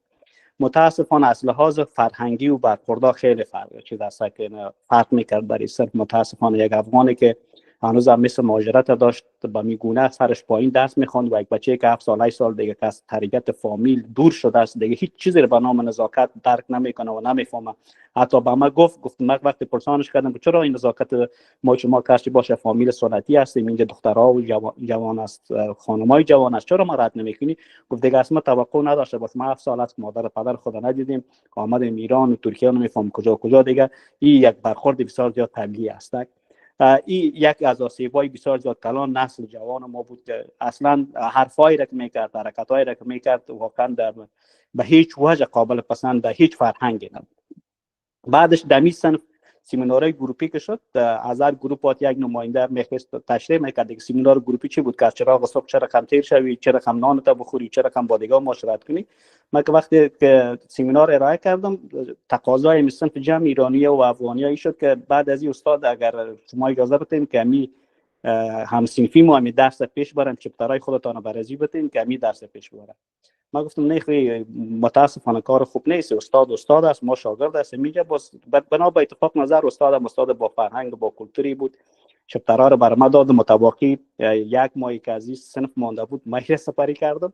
ما برایش گفتم که استاد آنچه که تو میگی من هضمش میکنم، ما 8 سال 7 سال تدریس کردیم، شاید خودت شغل تدریس نباشه، شغل تو به خاطر یک سر گردن از ما بلند است که زبان میفهمی، اما با زبان فارسی ما خوب میتونیم تدریس کنیم. متواقی صنف ما پیش بردم. بعدش هفته قبل ما یک هفته قبلش مرا به کشوری که هستم به مرجعی که مسئول ما است که اسما پرسان میکنه و بعض موارد دیگر اسما پرسان که دیگه پلانت به زندگی بود چی کار میکنی، تو باید کار رضاکارانه کنی. اولین حرفش بود، یک خانم بود. من گفتم بسیار گپ خوب است، من کار رضاکارانه چی کار کنم؟ گفت مثلا در خانه سالمندا بری یا یک جای دیگه بری، یک کار باید بر انجام بدی که تو دیگه ثابت بساز که کار رضاکارانه میکنی. من گفتم من کار رضاکارانه میکنم. چی کار رضاکارانه میکنی؟ تمام این کاری که در دانشگاه این زن میشه 1 2 3 4 بر شماره وار وقت گفتم. این خانم با احساسی بود، با درکی بود، جا خورد امو تو قلمش من گفتم این کار تو از این طریق تلفن سازماندهی میکنی و همین کار به این بزرگی انجام میدی؟ من گفتم بله همین کار ما میکنیم، اما باز هم ما با قانون شما را مراعات میکنیم، هر کار دیگه هم برای ما بسپاری حاضر هستیم در پالی از این کار ما را انجام بده، اما با هیچ وجه از این کار ما دست بردار نیستیم. گفت آیا برای تو دیگه فرصت هم میمانه که ما کار دیگه برای تو بتیم تو باید کار کنی؟ من گفتم بله این مسئولیت ما هست در پالی از که این کار انجام میتونیم. این کاری است که برای کشورم، برای هموطنم، برای دختر محروم از تحصیل در افغانستان انجام میتونم، اما مکلفیت ما به عنوان کسی که در اینجا آمدیم اونجا هر مکلفیتی که برای من تعیین کنی ما حاضر هستیم انجام بدم. واقعا خانم با درک بود، با احساس بود، گفت نه ما لازم نمیبینیم، بالاخره یک پروگرام دیگه را برام پیشنهاد کرد. 10 هفته قبل ما با آلمان سفر داشتم. از در اتوبوسی که بالا شدم کسی که از ما آمد پذیرایی کرد، میزبان بود، با ما بود. وقتی در اتوبوس بالا شدم در یک چوکی نشسته بودم که یک خانم آمد در اتوبوس بالا شد. تا ما از اینکه بالا شد ما زبان آلمانی رو نمیفهمم، من فهمیدم من میگه تو بخی از جایی که ما بشینم. خب ما با رسم از اینکه یک خانم بود دومی کشورش است، ما خیستم از جای مستاد شدم. این میزبان که هر چی کرد که باش کم نیایم، مرا گفت نه بشین در جای دو میتونه در چوکی دیگه بشین. اتوبوس چوکی زیاد دیگه هم داشت، اما ما از جای بلند شدم. می خانم آمد در جای من نشست. در ایستگاه دیگه خانم بلند شد که دست بالا شد در اتوبوس. با ما از اینکه خانم آلمانی دیگه هم بالا شد در اتوبوس، خانم دیگه رو دیدم که مهاجر بود که از سومالیا بود، از هر کشوری که بود، مثلا خانم مسلمان بود. این که دید که اونجا یک مهاجر این خیستان داد، این پیش از اینکه کنم واکنش نشان بده یا کنم گپی باشه دیگر خودش خیست از جایش استاد شد. بسیار دردآور برای ما این بود که خانم باردار بود، خانم معامله بود، مشخصا بسیار به تکلیف هم بود. از جایش ترس بلند شد و خدا قسم از ترس از جایش بلند شد که مبادا این چیز دوم مباشه و مرا بگو که از جای مستاد شد. بسیار جگرم خون شد، بسیار سر خود تحصیل کردم. بانک پس و خانم گفتم بینشید در جایش نشست. این زجر مهاجرت هر کجایی که باشه نگه شما درد داشته باشین، احساس داشته باشین، شما را هیچی دست که نمیکنه. شاید هم خانم یک آدم روانی بودم این کار کرد، اما ما پیش خود چیزی فکر کردم که اگر تو 10 سال 20 سال دیگه 100 سال دیگه در این کشور زندگی کنی، کشور تو نمیشه. فرق میکنه. در ایران برخورد با مهاجر به یک گونه است، در پاکستان به گونه دیگه است، به اروپا به گونه دیگه است. به گونه محترمانه شما برخوردی است که سر تو تاثیر میکنه. اگر در خود نگیریم خب به علت کوب مورنکنه نمیگیریم، اگر در خود بگیریم کوچکترین نزاکت میتونه که عزت نفس انسان پایین بیاره. این برخوردایی است که متاسفانه ما داریم. خداوند کشور ما را کشور برای همه بسازه، برای همه افغان ها بسازه، کشوری که زندگی مسالمت آمیز داشته باشیم و این بار تجربه را که از این کشورها ماهایی که برای دیگران درس میتیم گرفتیم بتونیم افغانستان خودمون را بسازیم. هر لحظه‌ای که تیر میشی از کنار یک چیزی که خوب است تو را مرا به می فکر میبره که چرا ما نمیتونیم میگونه یک چیزی بسازیم. به خدا داریم کشوری که مثلا منابع اقتصادی نداره اما خوبترین زندگی اقتصادی در اروپا داره. چرا؟ به خاطر از اینکه فرهنگ داره، کلتور داره. فرهنگ و کلتور باعث از این شده که زندگی مسالمت آمیز که اقتصاد خوب داشته باشه. شما به خاطر آباد کردن یک شهر چند میلیارد دلار ضرورت داره شهر آباد میشه، اما به خاطر ترویج فرهنگ شهرنشینی باید 2 نسل قربانی بدیم. و این را ما براتون به ثبوت میگم از لحاظ اقتصادی که تخصصم اقتصاد است. شما تعداد کسایی که در شهرداریتون کار میکرد از ارتش چین هم کده بیشتر بود، از ارتش روسیه هم کده بلندتر بود و همون میزانه که به هر پلیس برای در دیگه دنیا برای 10 نفر برای 12 نفر یک پلیس است. در افغانستان متاسفانه برای هر کدام ما یک پلیس بود. این همه بودجه کار داشت، نیاز کار داشت. این کجای کار میلنگه؟ چون ما خود ما فرهنگ ما رعایت نمیکردیم. وقتی که تو از راه میری جلغوزه را میخوری پوستش بیرون پرت میکنی، کیله را میخوری پوستش بیرون پرت میکنی، کسی دیگه او را باید جمع کنه. این نیاز به هزینه داره، این نیاز به فرهنگ شهرنشینی داره. این نیست که باعث از تقویت اقتصاد کشورت میشه که دیگه تو فقیر نباشی. اگر تو فرهنگت شهرنشینی حفظ نکنی، اگر تو اصل مصارف نفهمی که چگونه باید تو در هزینه های مصارف پایین‌داری در سطح فامیل، سطح کشور تو نمیشه. بنابراین ما کسایی می بودیم و هستیم متاسفانه که در افغانستان هم زندگی اضطراری داریم که کشور ما رو کشور خود نمیدونیم. اینجا که آمدیم باز افسوس شمی خوریم که شعور مزی کده بلندتر، سویه تحصیلی مزی کده بلندتر، همه چیزم درکم مزی کده بلندتر. چطور تونست کشورش جور کنه، ما چطور نتونستم با خود کشور جور کنیم. بسیار زیاد تشکر. از شما تشکر میکنیم جناب رئیس صاحب گرامی. ممنون ای که تجربیات نیکتان را با ما شریک ساختین. همچنان مجددا از جناب استاد بسیار تشکر میکنیم. سپاسگزارشان هستیم از همه همکاران عزیز ما و دستاندرکاران وبینارهای علمی که از جانب دانشگاه آنلاین زن برگزار میشه. سپاس ویژه داریم که به خاطر بهتر برگزار شدن برنامه ها زحمت میکشن. همچنان از گرداننده موفق ما خانم فوزیه استانکزی و در ادامه سخنان من میخوایم که یادآوری بکنم دلهایتان همیشه به اقیانوس آرامش خدایی وصل باشه. در کلام آخر میخوایم بگویم همتم بدرقه راه کن ای طایر قدس که دراز است ره مقصد و من نو سفرم. پوینده و پایدار باشید. با امید دیدار.